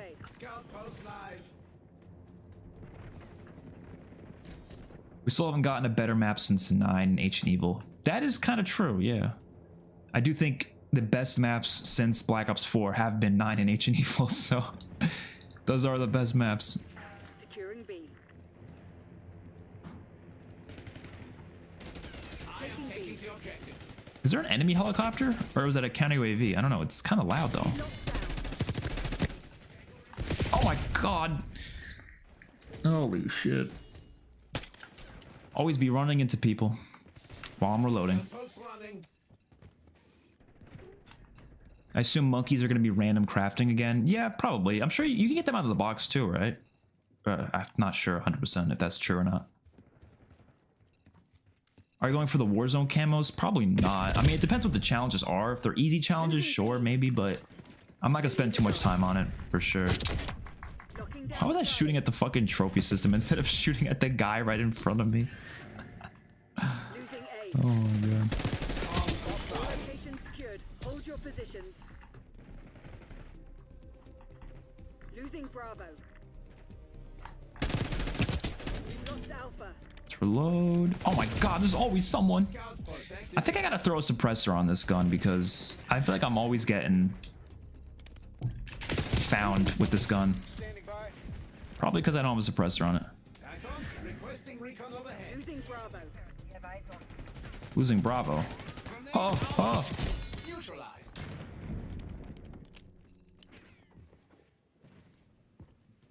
Let's go this way. I'm a big fan of this flank route. 50%. Losing I fuck with this flank route quite a bit. And then that happens. Oh my god. Bravo. Were 5 in Nuketown Zombies even part of Ether prior to BO4? B. Yeah, technically. They didn't like play a big role in the story or anything, but they definitely were. They just didn't like. They just didn't. No one really like. You know what I mean? Like, it wasn't like. Controlling There wasn't much of a story importance to them, We're losing Alpha. which I think is fine. I'm fine with there being some maps that don't really mean much to the story. There's nothing wrong with that. We're losing Charlie. We lost C. Taking Bravo underway. Taking C. Like, I think they should do more stuff where it's just like, just for fun, you know? Hostile counter UAV established above. Did you play the OG MW2 remastered multiplayer before it was shut down by Activision? No, I didn't. I mean, only people who got sent like codes and stuff were able to, because I'm pretty sure it got shut down like before it even was released to the public. Now, I'm pretty sure Securing Charlie. there's a way to get it regardless. Like, you can still play it now apparently, but I'm not gonna take that risk. I don't know. I've heard bad things about it, like some people trying to give people viruses or something. I ain't taking the chance. Derelict is trash. I honestly just don't get it. I love the map. I think maybe the greenery is a little hard to see people sometimes, but in terms of just pure like the layout, I think the layout's great. By the way, in this game, is there any way to tell if the red dot on the minimap is below or above you? I'm not really sure. Because some games they'll have like ways to tell, but I haven't really noticed. Losing B. Do we go for C? No, we just get killed. We gotta add a suppressor to this. Where can we do that? Right here.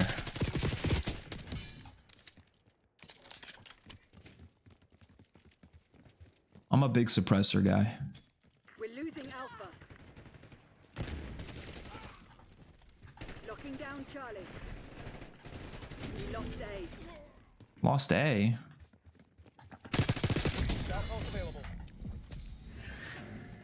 Securing OBJ Alpha. capture.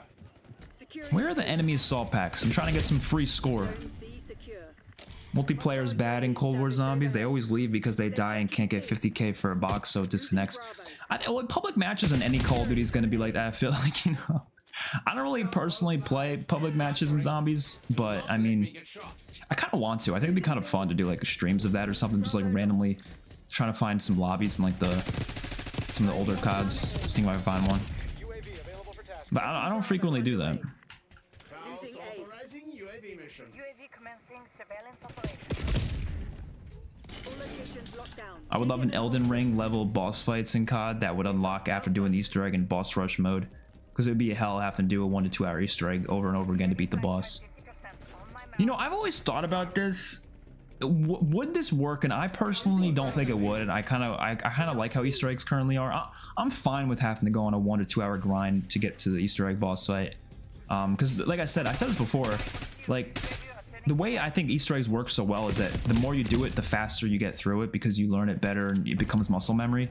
So like I kind of like that structure of boss fights and Easter eggs and stuff in Zombies, but having a boss mode is cool too, though. Of course, I don't mind that.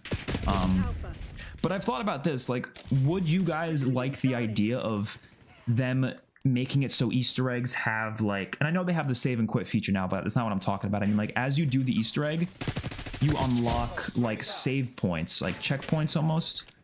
And so if you fail the boss fight, for example, you can just start back where the boss fight is. Enemy CUAV. I don't think that's good for like Easter eggs as a whole, but if that was to be like a separate thing you can do like after you beat the Easter egg for the first time, I wouldn't be opposed to that, because that would just be a way for you to, like, I don't know, if you wanted to just hop in and play one step in the middle of the Easter egg or something, you can just do that.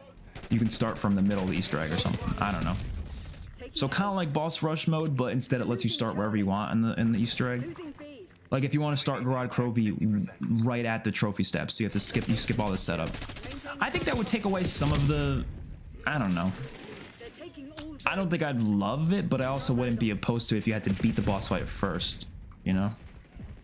We lost A. UAV returning to base. Commencing OBJ capture. They're taking C. This is a really hectic B flag, man. Securing. Protect me. With your guns. Oh god. C secured. Scout post live. Oh, holy shit. I've been sneezing a lot today. I don't know why. Losing Bravo. God damn it. Why didn't Treyarch listen to all the feedback from Cold War? Well, honestly, like, if we're gonna be honest here, I'm just being honest. I've been criticizing Cold War for like maybe 2 years. I feel like I didn't frequently criticize it when it first came out. I mean, I criticized the maps, but I wasn't really criticizing the mechanics. Taking C. But I'm gonna be honest, I have not been hearing other people criticizing the mechanics. I've been hearing most people saying that throughout the past couple years that they actually like the Cold War mechanics. They just think the maps are kind of lackluster and don't really have a lot to them. Losing Bravo. But most people, the general consensus, at least from what I've seen on YouTube, Twitter, was that they like the Cold War mechanics. So like, we can't really blame Treyarch for that. Like them doing the same mechanics again, everyone was saying, oh, we love the mechanics. Or not everyone, most people. I really wasn't for the past like 2 years. I mean, I guess that's kind of late, you know, to start complaining about the mechanics, but I don't know. I mean, I've always hated the point system for sure. I've hated that since the game came out, but like other mechanics, I didn't start hating till later on. It kind of took some time. But I feel like most people were fine with it though, you know?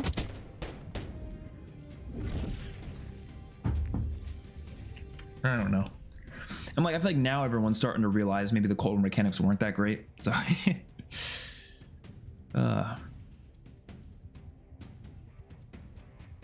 hey, how they use the excuse of Terminus and Liberty balls being set at the same time. It's why we don't have a set crew.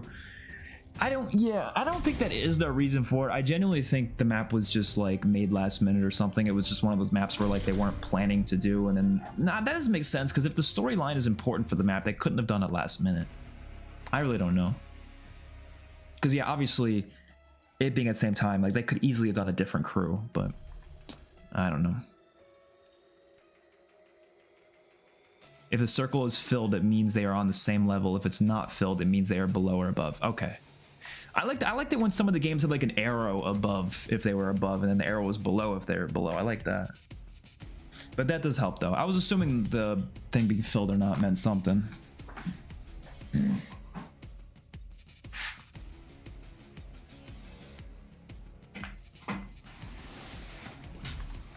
They feel like I'd add more streaks in the second beta weekend. It's just not enough. I actually never was able to notice in the older CODs, but they made it super simple in BO6 to tell. There was, I forget which game it was, but one of them had the arrows, right? Below and above. It might have been like BO4 or something. I don't remember. I kind of forget. The fuck taught you weapon safety, soldier? Team deathmatch. Destroy the enemy. We aren't working for Project Janus. We were just a random assault squad, so it's funny we can extract in a Project Janus chopper. So I think the storyline, as far as I know, is for some reason, and I don't really think it makes a lot of sense, but they think you are working with them, even though you're not. Like, I don't know how that happens. Like, I'm trying to like wrap my head around that. How does that make any sense? I don't know. They just assume you're working with them. I don't know. I think there's rumors right now that there's going to be 2 different endings for Liberty Falls. Like you can either choose to work with them or not, kind of like buried in like the Victus maps in BO2. But only one of them will be canon, obviously. Like the Cold War campaign ending, where only one of them's canon. The other one's just like an alternate ending for fun. Which I don't love that idea, to be honest, because it's like, what if you do get the alternate ending? Then that means your first time playing the game, you got an ending that wasn't even canon. It's like, what? So the first time of you experiencing the story was fake. It was, you weren't even getting the real story.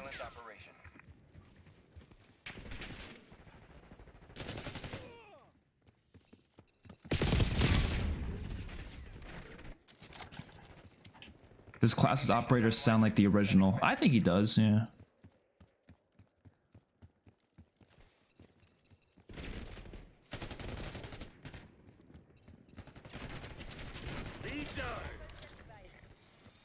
Have we not played Derelict at all today? I don't think we have, and we've been streaming for an hour and a half. We haven't gotten one game of Derelict. What is wrong with people? Why are they not voting for Derelict?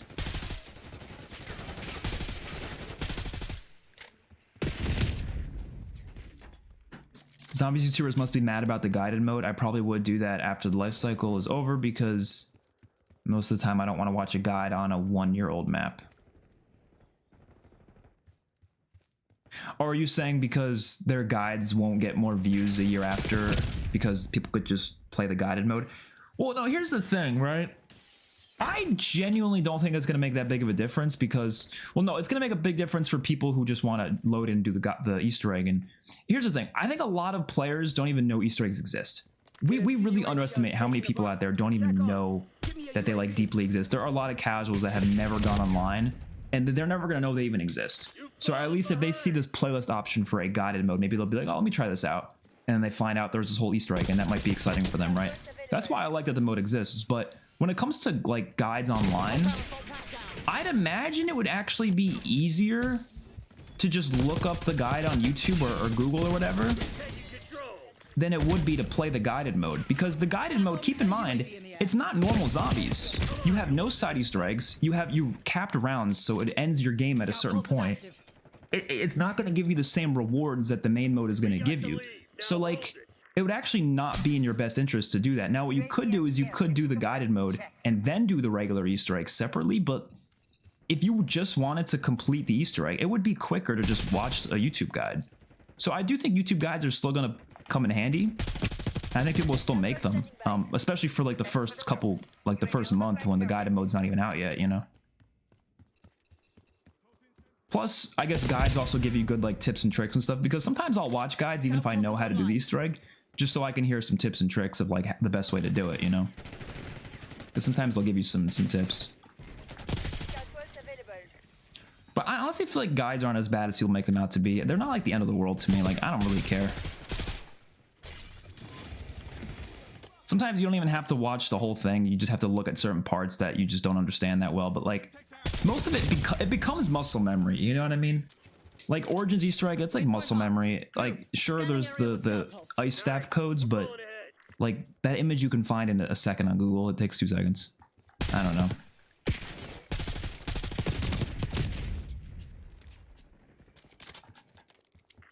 Liberty Falls needs Richtofen as a playable character because we likely won't have him until the next game because the rest of the maps are Terminus crew. They might make him an operator that you can unlock from the Easter egg. I feel like that would make sense. Like you can play as him after you complete the Easter egg. This shit ain't working. We've lost the advantage. Confirming hostile. Damn.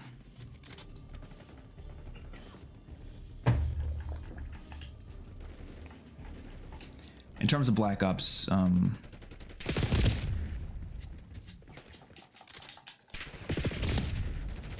what do you mean in terms of Black Ops? Yeah, you're probably saying, replying to something I said. I'm not sure. Throwing frag.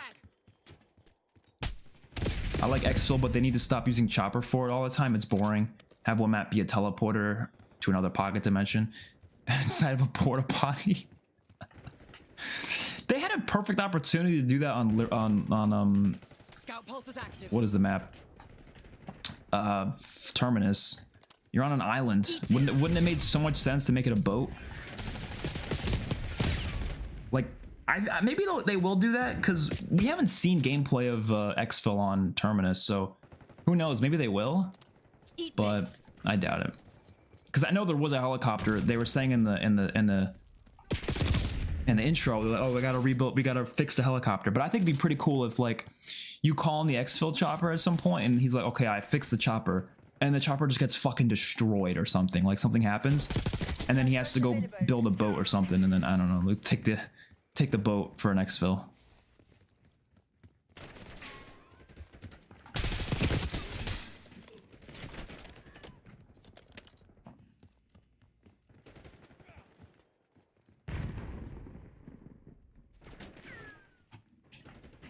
Scanning area with scout pulse.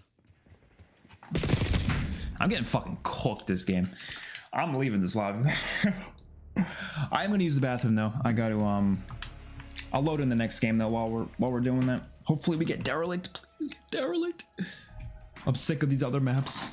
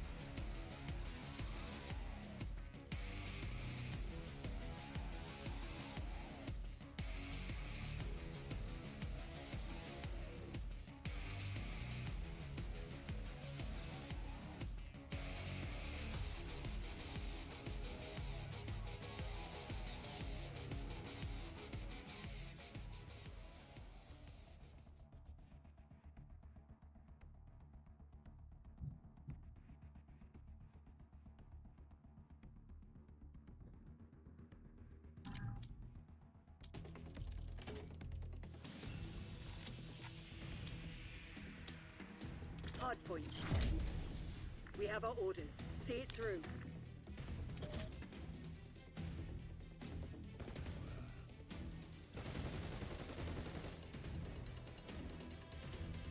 Hostiles have the hard point.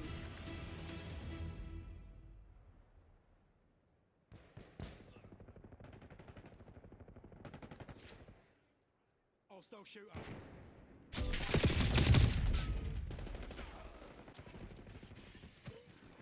Hardpoint is secure. We're winning. Keep it that way. Hostiles have captured the hardpoint. We've given up the lead.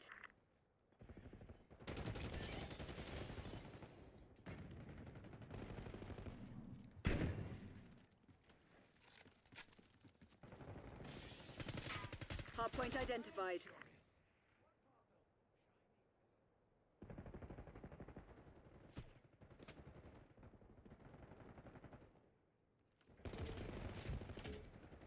Hardpoint active. Hardpoint locked down.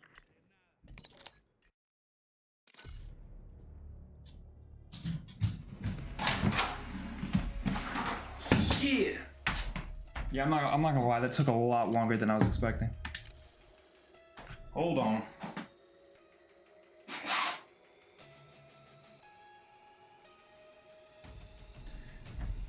Did we get derelict? Did we get derelict and I just fumbled it? That took me a while because I wanted to grab a like a nose spray thing because my nose was running a lot, so I was like, you know.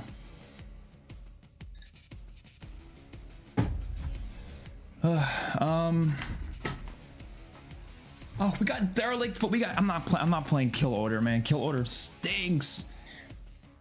Vanguard did have a portal, that is true. So did MWZ, right? With the Dark Ether. Hardpoint, derelict. Please vote for derelict. I mean, I'll take Skyline hardpoint, don't get me wrong, but man, I want to play derelict hardpoint. That would be so much fun right now. Yes, let's go. What if on Terminus to exfil we hide inside of a killed Kraken instead of a chopper? How are you exfilling in the Kraken though?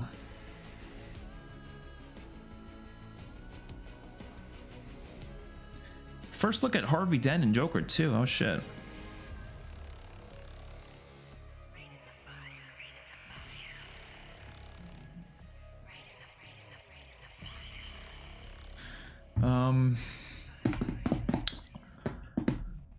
Thoughts on Kevin Drew deflecting the question if that's Sam in the end of the Liberty Falls cinematic?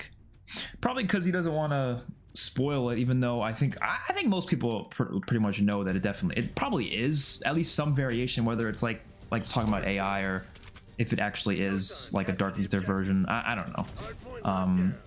I think it makes sense that he wouldn't give like a full answer right now. Gotta keep things a little secretive, you know. But the voice is definitely Samantha, that's for sure. What version of it is, like what it entails, is she in like control of herself? Like that all is we're not sure, but it definitely is her voice.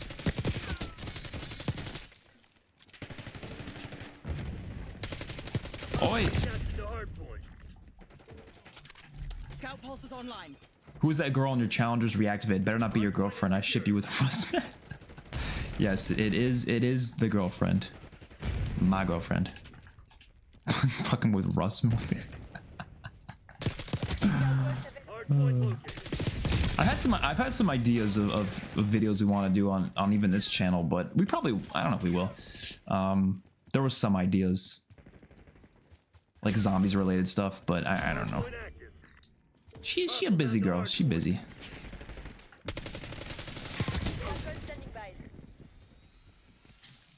Hardpoint locked down. Scout pulse is active.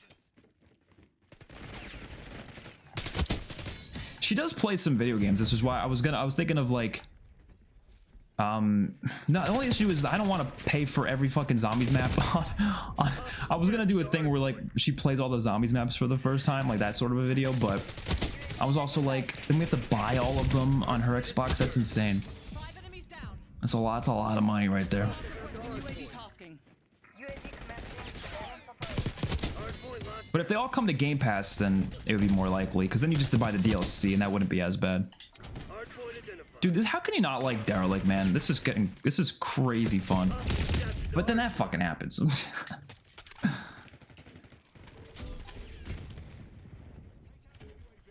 Hardpoint is active. Hardpoint is secure. And stay down. Contact UAV. Oh, I know that guy's pissed. I know these guys are pissed. They got Omni movemented on. Oh, I know they're all pissed. TACOM, launch a UAV. UAV in the turn. We have eyes on. Oh! Hostile in the open. Oh! Holy shit! NCL 50%. It was Skyline. It was Terralic 2. Scanning area with scout. In MW3, it's also via the portal. Yeah. Flying on Because X will always have to be you leaving the map. What if sometimes it's you covering yourself with blood like The Walking Dead and hiding? Now, see, that would be interesting. If it's the map that would like work with that, sure. Hardpoint active. You know, I actually think it'd be really cool if on a map they made it so like exfil is kind of an illusion. Like you go to the exfil, but like it just doesn't work. Like the plane gets blown up. Like I kind of said that before, but like there's no other way out. So it's basically saying that yeah, you can't exfil on this map, by the way, but like you try it, which makes no fucking sense because once you learn that, then you'll never try it again. But I just think that'd be so funny. But like, no, you can't do that shit. I'm so mixed in this game so far. It seems like it would be fun in short bursts, but not something I'd want to invest a lot of time into. Probably because of skill-based matchmaking. I feel like skill-based matchmaking is making it really hard for people to invest long-term in Call of Duty nowadays. At least like multiplayer-wise. Because like, yeah, you can play a little bits here and there, but if you play like a lot and you're a decent player, you're going to get in these really insane lobbies and it's going to make you drive. It's going to make you go nuts, so. Scout pulse is online. Hardpoint is active. Hostiles have captured the hardpoint. Let me cook a grenade. Frag out.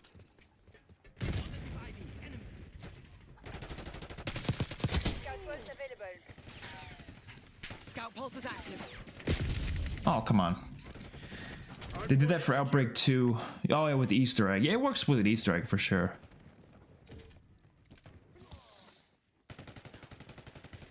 Throwing frag. Bingo. There's a guy right here.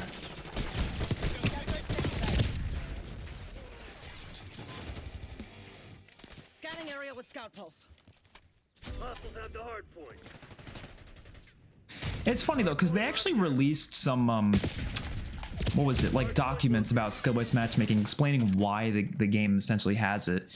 And their data says that the reason they have it is because they've tested using skill-based matchmaking and not using it in the recent Call of Duty. So sometimes they've actually turned it off. And they noticed there was more people invested in the game when skill-based matchmaking was turned on compared to when it was turned off, right? Guess who's back? And the reason, and obviously most of those players are probably not like the best players in the world. If you know, chances are if they're not playing as much because of no skill-based matchmaking, they're probably not that great because they're mostly playing against players who are better than them, right? But what was really baffling about it is that these documents, they made it seem like it was this big difference between skill-based matchmaking and none. Apparently it was only a 1% difference, which, I mean, that's not a lot. Like, sure, it's still a difference, but that's a really small amount. Hardpoint locked down. So they have this whole system that's really making the game harder to get invested in for hardcore players who perhaps are more likely to spend money on the game.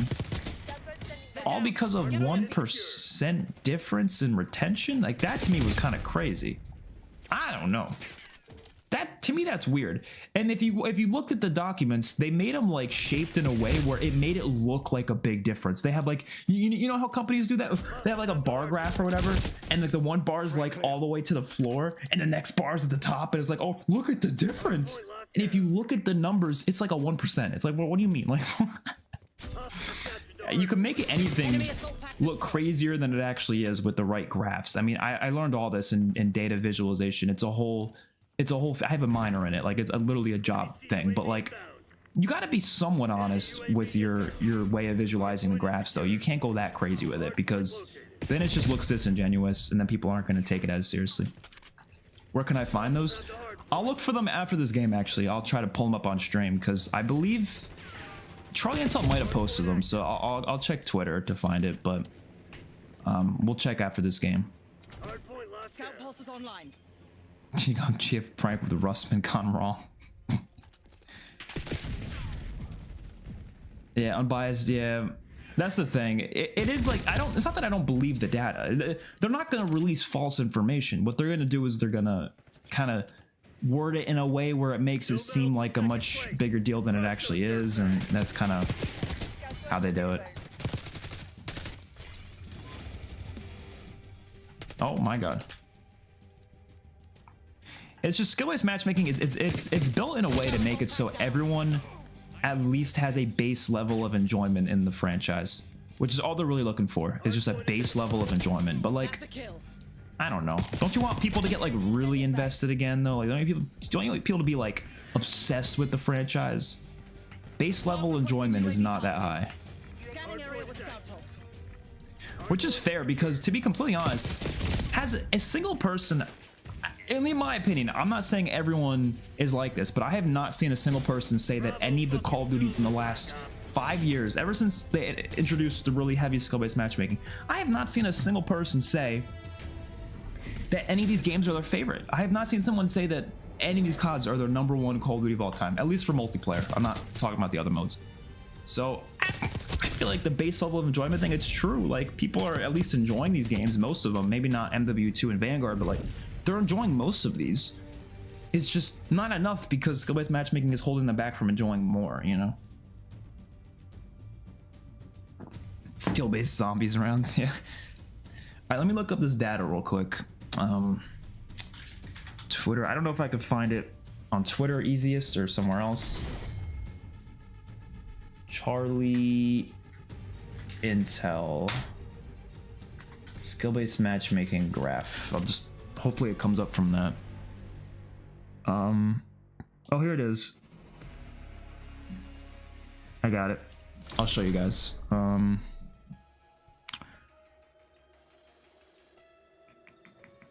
Let me back out though, because I don't want them to find another lobby while we're doing this. So, PC screen, that's what I want to pull up, right?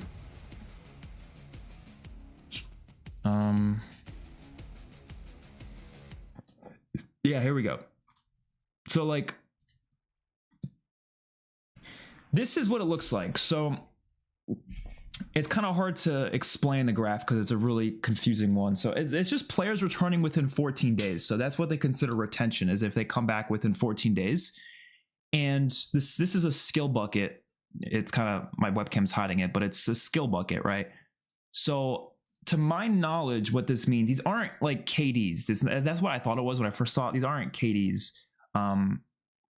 It's just like they have some sort of way of deciding the skill level of a player. I don't really understand that fully, but as you can see, the players who were essentially lower skilled are on average not returning as frequently, because as you can see, the percentages are lower.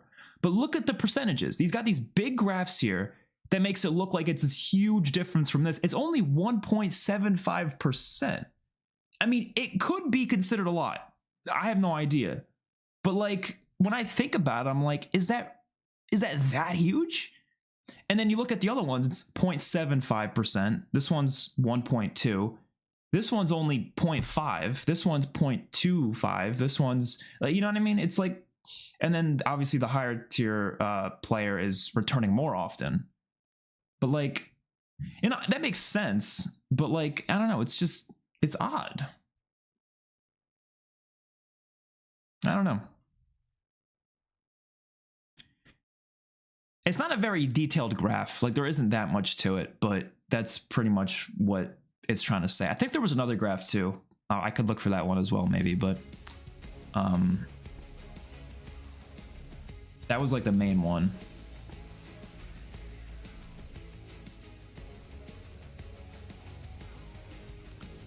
I don't know if there's another one though.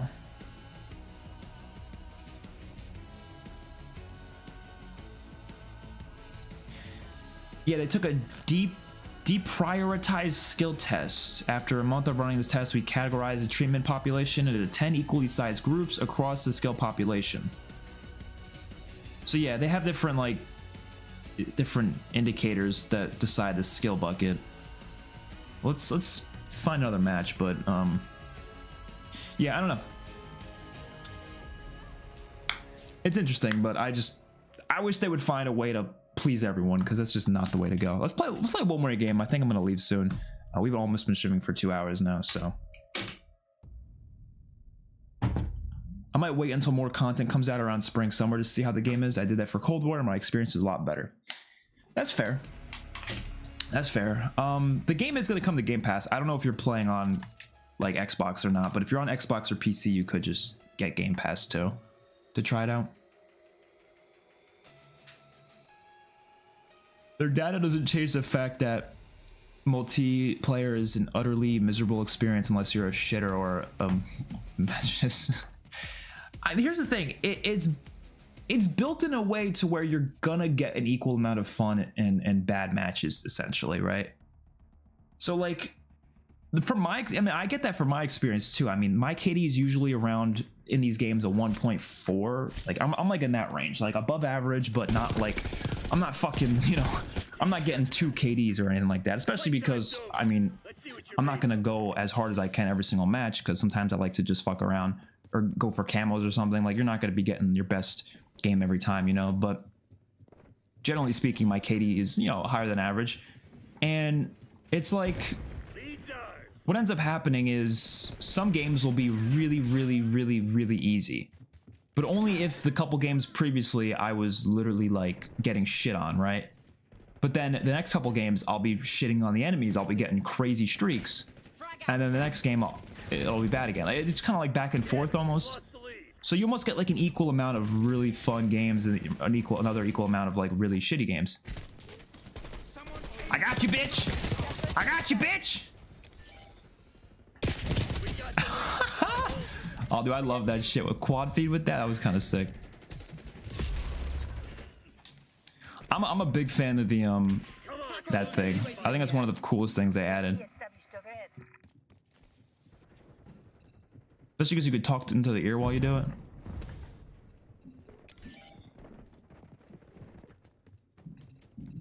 Oh, this is kind of scary.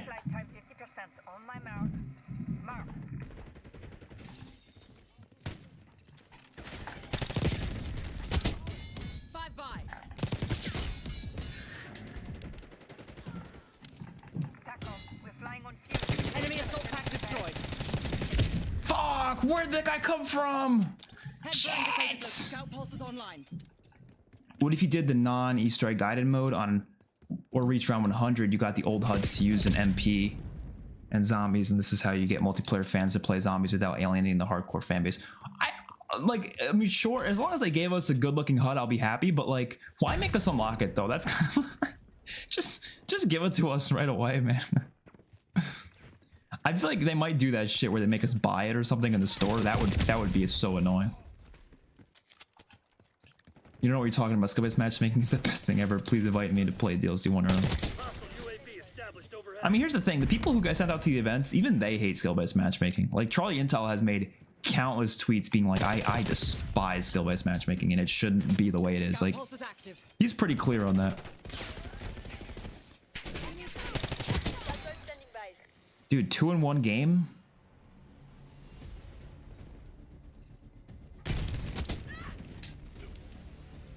Ow.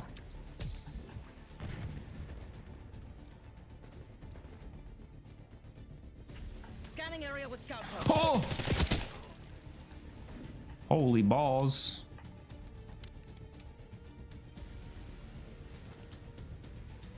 All right, come on. Let's actually get a chopper now.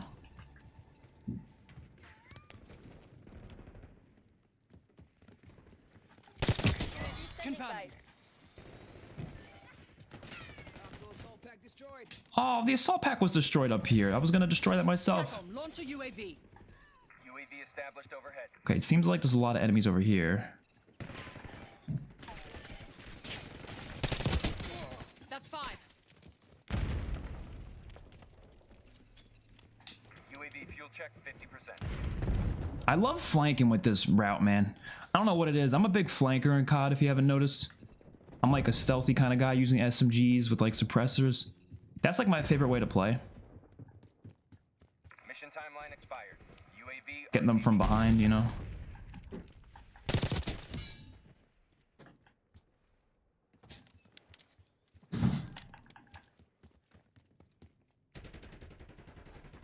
I feel like using this route, no one uses this route for some reason. Like there has been only like maybe a handful of times in this beta so far where I've seen someone down here other than me. Like I'm so shocked. Like why aren't people using it more often? No! Oh, we got the helo though. We got it, but Deploy fuck. one helo to my grid. How'd I get killed there? Especially when they're sniping, this is like the best time to flank. Like flanking a sniper is the best thing you can do. Did you see Raven was gonna make a zombies only game before BO2, but Treyarch said no? So when I first heard that, I was like, oh damn, that would have been cool to have a zombies only game. But I actually heard what the ideas were, and I didn't like the ideas at all. I forget what it was exactly, but it didn't sound that great to me. Like it genuinely sounded kind of boring. Like, so I'm kind of okay with it not happening. I forget what it was, but it just didn't sound interesting. Scout pulse is active. Like I think it was almost like an open world zombies kind of a thing, and it just didn't sound interesting to me. Shot good. Available for tasking. Hostile assault pack. Attack on. Get a UAV in the air. UAV commencing surveillance operation.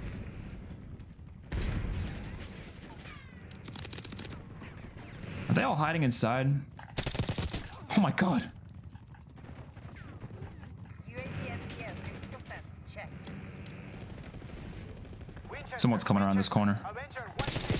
Oh shit.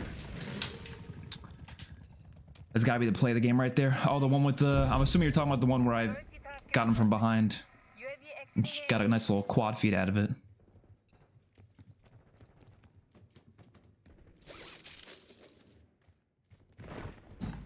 I keep doing executions when I meant to do body shields. Yeah, because one of them's double tapping it, one of them's holding it, right? Yeah, why is this kill streak can't be used now glitch? It gets really annoying. Like sometimes it just doesn't automatically call it in. I think it's a glitch because I don't see why else I wouldn't be able to call it in right then. Nah. I had a kill cam where I showed up 2 times. What do you mean you showed up? Like you showed up as an enemy 2 times?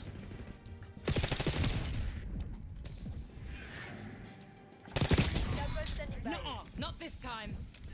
Oi. I wish we were playing domination because this game was kind of short, but. Oi.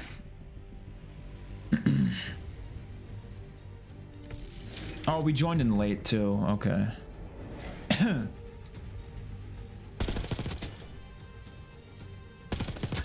was a pretty fun match though. Thoughts on mouse and keyboard versus controller in terms of feel? Oh, I don't use mouse and keyboard. The only time I've ever used it is for the COD mobile emulator on PC, but other than that, I don't use it. I'm a controller guy through and through. Through and through. I mean, I play on Xbox, so it makes sense that I'm using controller, but even when I play on PC, like I play custom zombies sometimes, I'll use a controller. Is it true you cried when Mr. Rothhoff got kidnapped? What? No, I did not cry. I was so confused about it though. I was like, what? Oh yeah, the RCXD route's cool. There's a lot of cool little things on Skyline. Okay, we're gonna play one more game, I think. One more. I'm trying to get a game of Hardpoint going though. Like, I want like a good, solid game of Hardpoint on a map. Yeah, I didn't get to play the game, didn't I? I wasn't even looking at it to be honest, but I guess I know I didn't get it because you just told me. He killed me once, then I spawned right in front of him and he killed me again. Oh. Ooh, derelict hardpoint. Oh, I'll take that. We just played that before, but I'll play it again for sure. Getting them from behind, hell yeah. Activision's anti-cheat hasn't worked ever. Oh, it definitely works. It's just doesn't work great. Like, it's definitely stopped some cheaters, you know? I mean, that's like saying seatbelts don't work because some people still die in car crashes even with seatbelts. You know what I mean? But like, that doesn't mean seatbelts aren't helping. They're still helping. It's just they're not going to prevent every single death possible. Same way with anti-cheat. You know, it's not going to prevent all the cheaters, but it's going to prevent some at least, which I guess is the goal. Because I don't think they expect to be able to prevent all cheaters. Hard point. Secure the objective. Do I use the AK or should I go? Passwords available. Hostiles have captured the hard point. Hard point locked down. Scout pulse is active.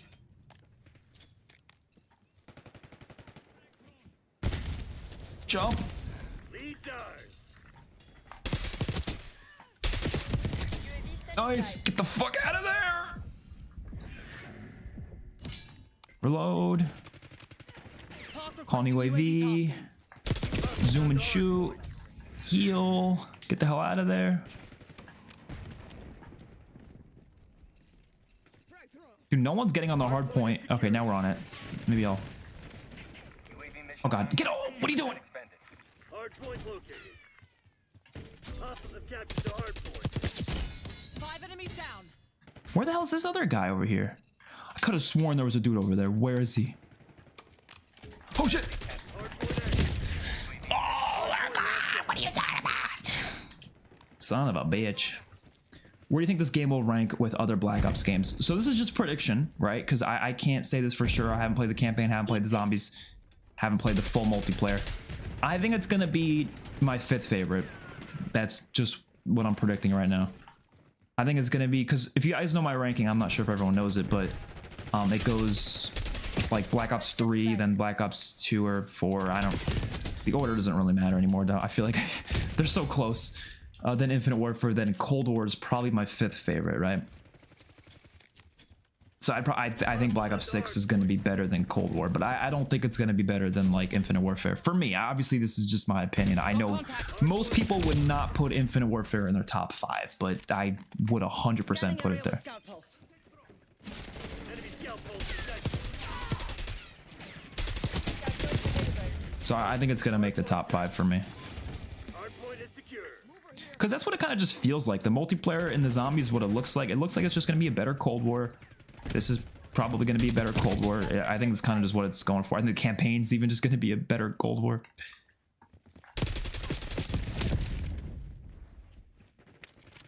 What's one mode that you would add to zombies and MP that's never been in any game? Throwing frag. For zombies, Zombie Blood Rush.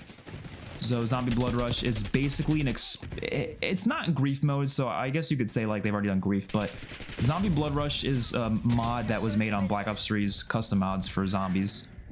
And it's essentially like similar to grief in a way, but you can kill other players. So it's very different, obviously. Like you're not just playing to try to survive, outlast the other person. No, you're also trying to kill them, right? But it works really well because your health is based on your points, so you kill zombies to get more points, which in return gives you more health. And when people try to kill you, because if you have a lot of points, you're not going to die right away because you have a lot of points, right? So your gunfights end up turning into, you're not going to die right away. Like it's not going to be like instant killing people. No, you're going to be shooting each other for like 10 seconds with neither of you dying because that's how it works. But what shooting you will do is it drains your points, so your points are going to get lowered. So let's say you're 1v1ing someone, because you could do 1v1, 2v2, whatever. You're shooting them up, you're going to be draining their points, which is going to make them weaker, and then they'll die by the zombies even quicker. But they can also die by you quicker if you end up finishing them off. And if they die, they just lose their points. And the goal is essentially just to get the most amount of points when the game ends. And I think that would be really fucking fun. Foot mobile. So you're just trying to keep your points as much as possible, avoid getting shot from the bad guys or from the you know, the other players. Avoid getting killed by the zombies too, you know.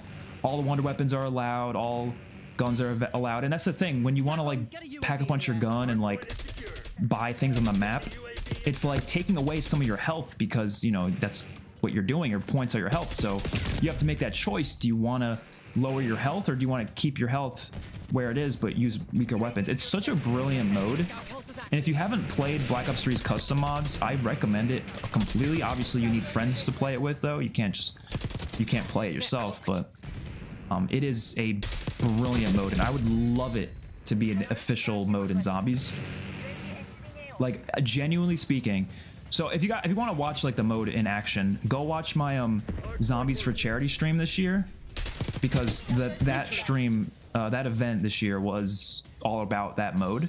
Like, it was a tournament style, just with that mode. It is some of the most fun I've ever had in Zombies, like, without a doubt. And I'm not kidding. If they were to add it to Zombies, it would change the game like it's never, like, it would be one of the most played things in Zombies. You would get multiplayer fans involved too, because there's more of a competitive aspect to it. Like, it would be insane how popular it would be. I'm telling you. And they don't have to make new maps for it. You would just play on the round-based maps. You wouldn't have to make new maps. TACOM, launch a UAV. UAV established overhead. Ramsey's, how do you feel about Grief possibly coming back? Yeah, so if they were to do it the way I just explained it, though. Like, Grief in and of itself is still fun, don't get me wrong, but like, this mode would be such a better version of Grief. Because it is. The Black Ops 3 mod that I played is definitely a better version of Grief. So I'm just like imagining the potential, man. It's insane what they can do with it. Flying on fuel. UAV returning to. Hardpoint is active. Park requesting UAV tasking. Hardpoint is secure.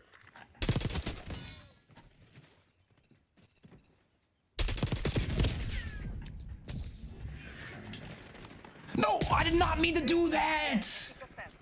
Oh, dude, Exclusive Ace was talking about that in his video, and I didn't really understand what he was saying, but I just did it. I just did it. He said sometimes when you try to go to prone, it just makes you dive forward, and it's really annoying. Oh, I never did that before, but I just did it, and now I'm pissed. I was trying to prone. I wasn't trying to fucking dive. Oh my god. Oh, I guess I was like kind of in a sprinting motion, but like I wasn't trying to sprint. I was just moving forward. That is definitely a little finicky. Hardpoint located. And then for multiplayer, I don't really have any ideas for that, to be honest. I feel like they've done most of the ideas I can think of. Movement.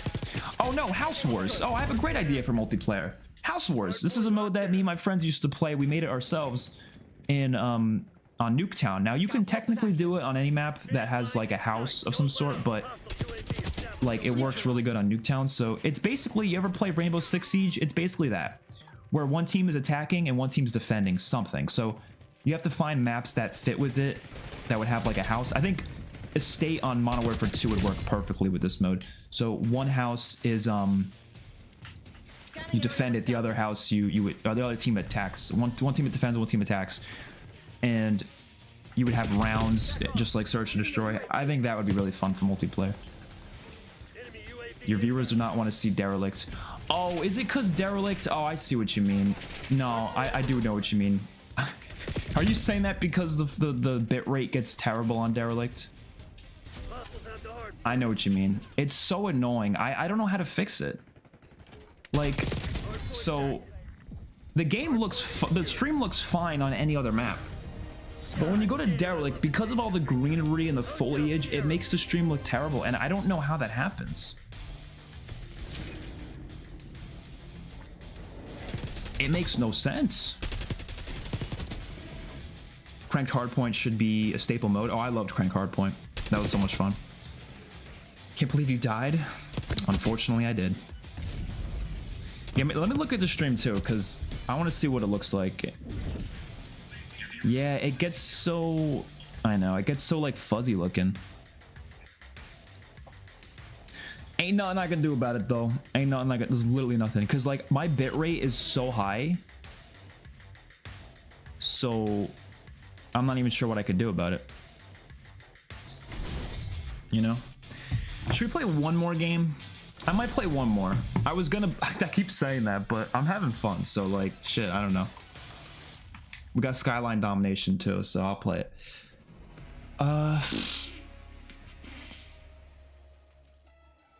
Do you have any nitpicks about the current Zombies HUD aside from it being overall ugly? That's my main thing, is it's just ugly, yeah.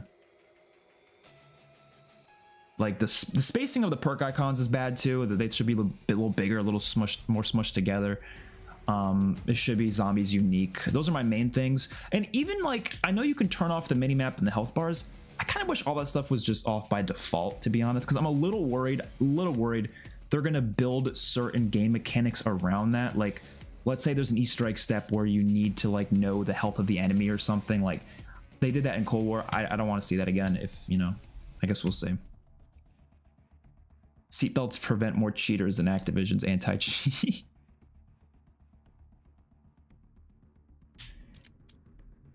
Direct PvP and zombies should never be a thing, in my opinion. Indirect like grief is fine though. No, trust me, 50-50, trust me. And I don't know if you have played it. I'm not saying you can't have that opinion, but trust me, if you try out the zombies mode, the zombie blood rush in BO3, I think you will change your mind. A lot of people have said the same thing, and then they try out that mode and then they're like, never mind, this is actually perfect.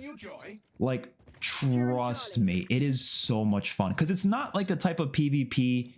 It's not like multiplayer PvP. It's not like DMZ. I know a lot of people think of DMZ because they're like, oh my god, DMZ was so annoying trying to do all those challenges and people kept killing you. But that's not like what this would be like, because you're not playing this mode to try to do Easter eggs or to try to do like challenges. You're literally playing for the sole purpose of trying to win, which is very different than DMZ, which is why I think DMZ ultimately failed. Or I don't want to say failed, but it wasn't like that.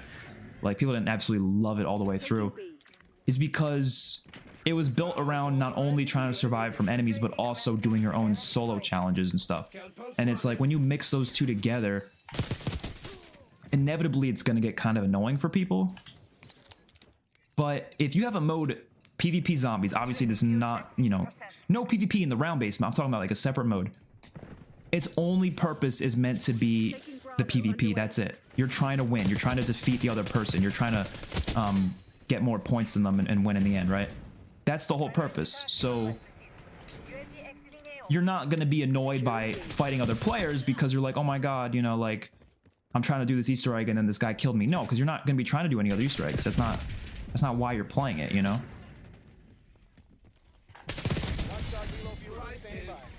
Oh, I didn't realize I was on a streak for the helo. Nice.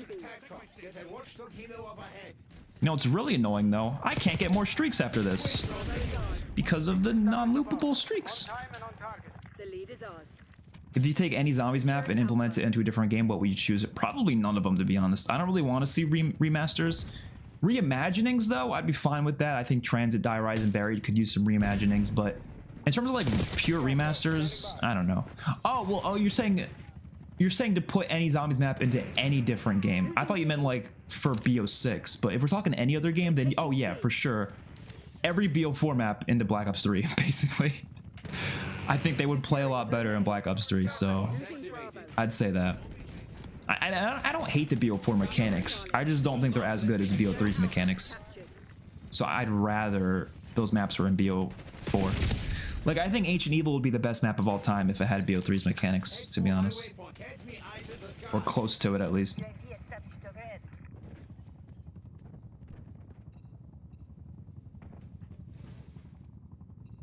You are now a dev for Activision, Drift Cows. Well, you know, if that is actually true, I'm happy for you.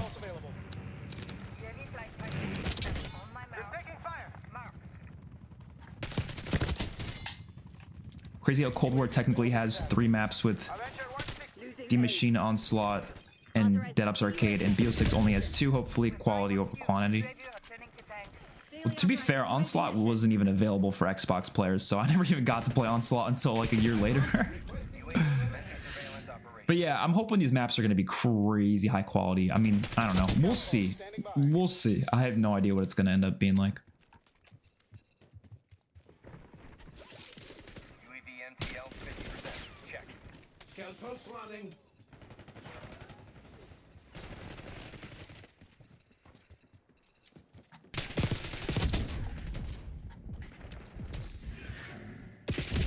Is that guy upstairs or downstairs? Favorite campaign? Infinite Warfare, by far. It looks good for me. Did Derelict look fine? I don't know. I know when I was looking at my stream before, it looked pretty rough, but then again, I'm really picky with stream quality, so I appreciate letting me know that, though. Oh, did I play the game last game? I wasn't even looking. I like never look at the play of the game, man. I don't know why. Is Elemental Pop coming back? I think so. Yeah, it was in the perk list. Yeah. Which I like. I kind of like Elemental Pop. It's cool. The only issue with it is brain rot, though, because like that's the one ability that sometimes I don't want, because you might turn the last zombie, and then it kills the last zombie. You know. Losing A. Kool-Aid hammers or Capri Suns? Bro, neither. How about a nice glass of iced tea or water or lemonade or something? Okay, I used to love Capri Suns though. I used to have them a lot.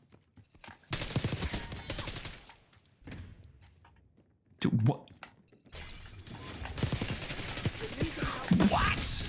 What? UAV standing by. Get away! Catch me eyes in the sky. Losing A. Get me eyes in the sky! What's up, Joe? How you doing? Grief on Town was goated. Grief was fun, but I really, if they were to do this zombie blood rush thing in BO6, bro, I would be so happy. I'm telling you, it's a better version of Grief. I'm telling you, it is some of the most fun. Joe knows what I'm talking about. That zombie blood rush mode, that was some of the most fun I've had playing zombies ever in my entire life, without a doubt. If they were to bring that in as like an official thing with like, oh, it would be insane. Why do people do that? Why do people do that? I had the stream quality locked on, thus the highest quality. That's probably why. We're losing Charlie. Well, I guess that's a good way to do it. I don't know. Sometimes it just looks weird for me. Sometimes in my streams, but I don't know. By the way, I might perhaps be streaming Infinite Warfare Zombies tomorrow. Perhaps. I don't know for sure. But I should be. That is the current plan. If I have the time, but if I don't, then I guess I won't. But we should be doing Spaceland, Rave, and Challenge Shuffle. So that'll be fun. That'll be good fun. Because those are like the best maps in that game.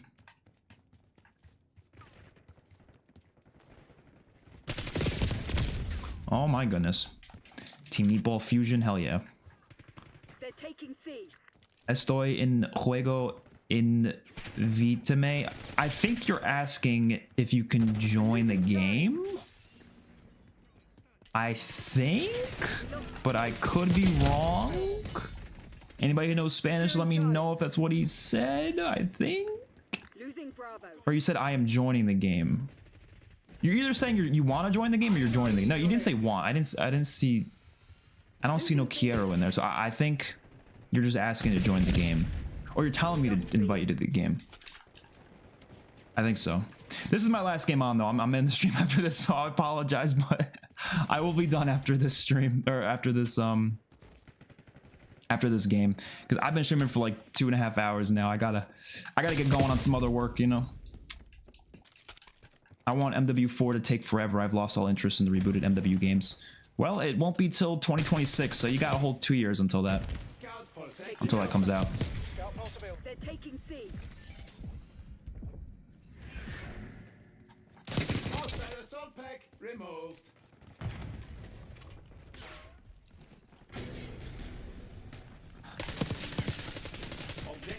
Oh, letting us shoot while slides like shoot while diving and sliding is like the best thing they did. Do you enjoy playing the beta enough to keep playing multiplayer when the game launches? Oh yeah, for sure. I definitely will be. I mean, even MW3, I mean, I like quite a bit, and I feel like I didn't play like a crazy amount, but I played a decent amount. But I think I would be playing this multiplayer a lot more throughout the life cycle for sure. Making more content on it too. I didn't post a lot of content on like the past couple Call of Duty multiplayers, but I think this year I will. Zombies as well. Probably focus more on zombies, but we'll focus on multiplayer too. I feel like my channel's weird because I like posting both. And it depends on the video, but sometimes I do think my zombies videos do a lot better, especially recently. Like I posted a multiplayer video yesterday, and I don't know if you guys saw it, but it flopped. Like it looks so funny on my channel right now though, because I have it's like 400 views on the multiplayer video, but the zombies videos have like 17,000, like 10,000. It's like it just looks funny against like videos like that. Scout pulse activated. But yeah, I don't know. I still want to post multiplayer content though. I really enjoy doing it, and sometimes the videos do well. It's not like they always do bad, but it's just, you know. Taking aim. Securing. Protect me.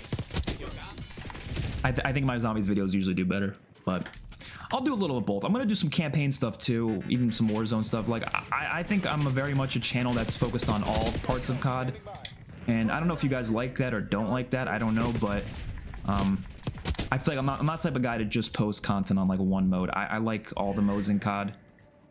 I probably like zombies the most though, so that's why I post more about it. But I'm a big fan of multiplayer too.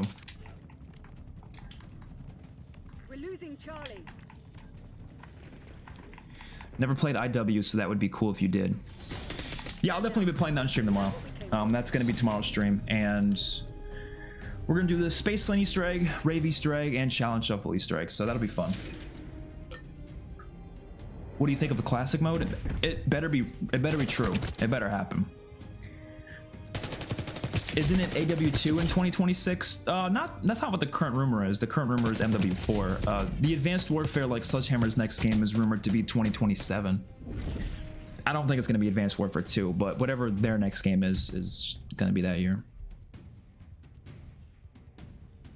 My dad works at Treyarch, Richtofen and Dempsey smashed and then called it a bunker. I think that's like, you don't even need to be working at Treyarch to know that, to be honest. Are you going to post the campaign? Oh, my playthrough? Yeah, definitely. I don't know if I'm going to post it on this channel or if I'm going to post it on my XpertFusion 2, though. I don't know what I'll do about that. What I might do is I might post my first playthrough on XpertFusion 2, but then just post the full playthrough as one video on this channel. Maybe I'll do that. I don't know. I straight up wasn't notified about that multiplayer video. Yeah, sometimes that happens, unfortunately. YouTube just doesn't promote videos. They don't post out the notifications, even if people have them. I don't know. It doesn't make sense to me. But regardless, I'm going to be ending the stream here. I got a lot of videos I got to work on today. Thank you all for watching. I'll see you all in my next one. Peace out.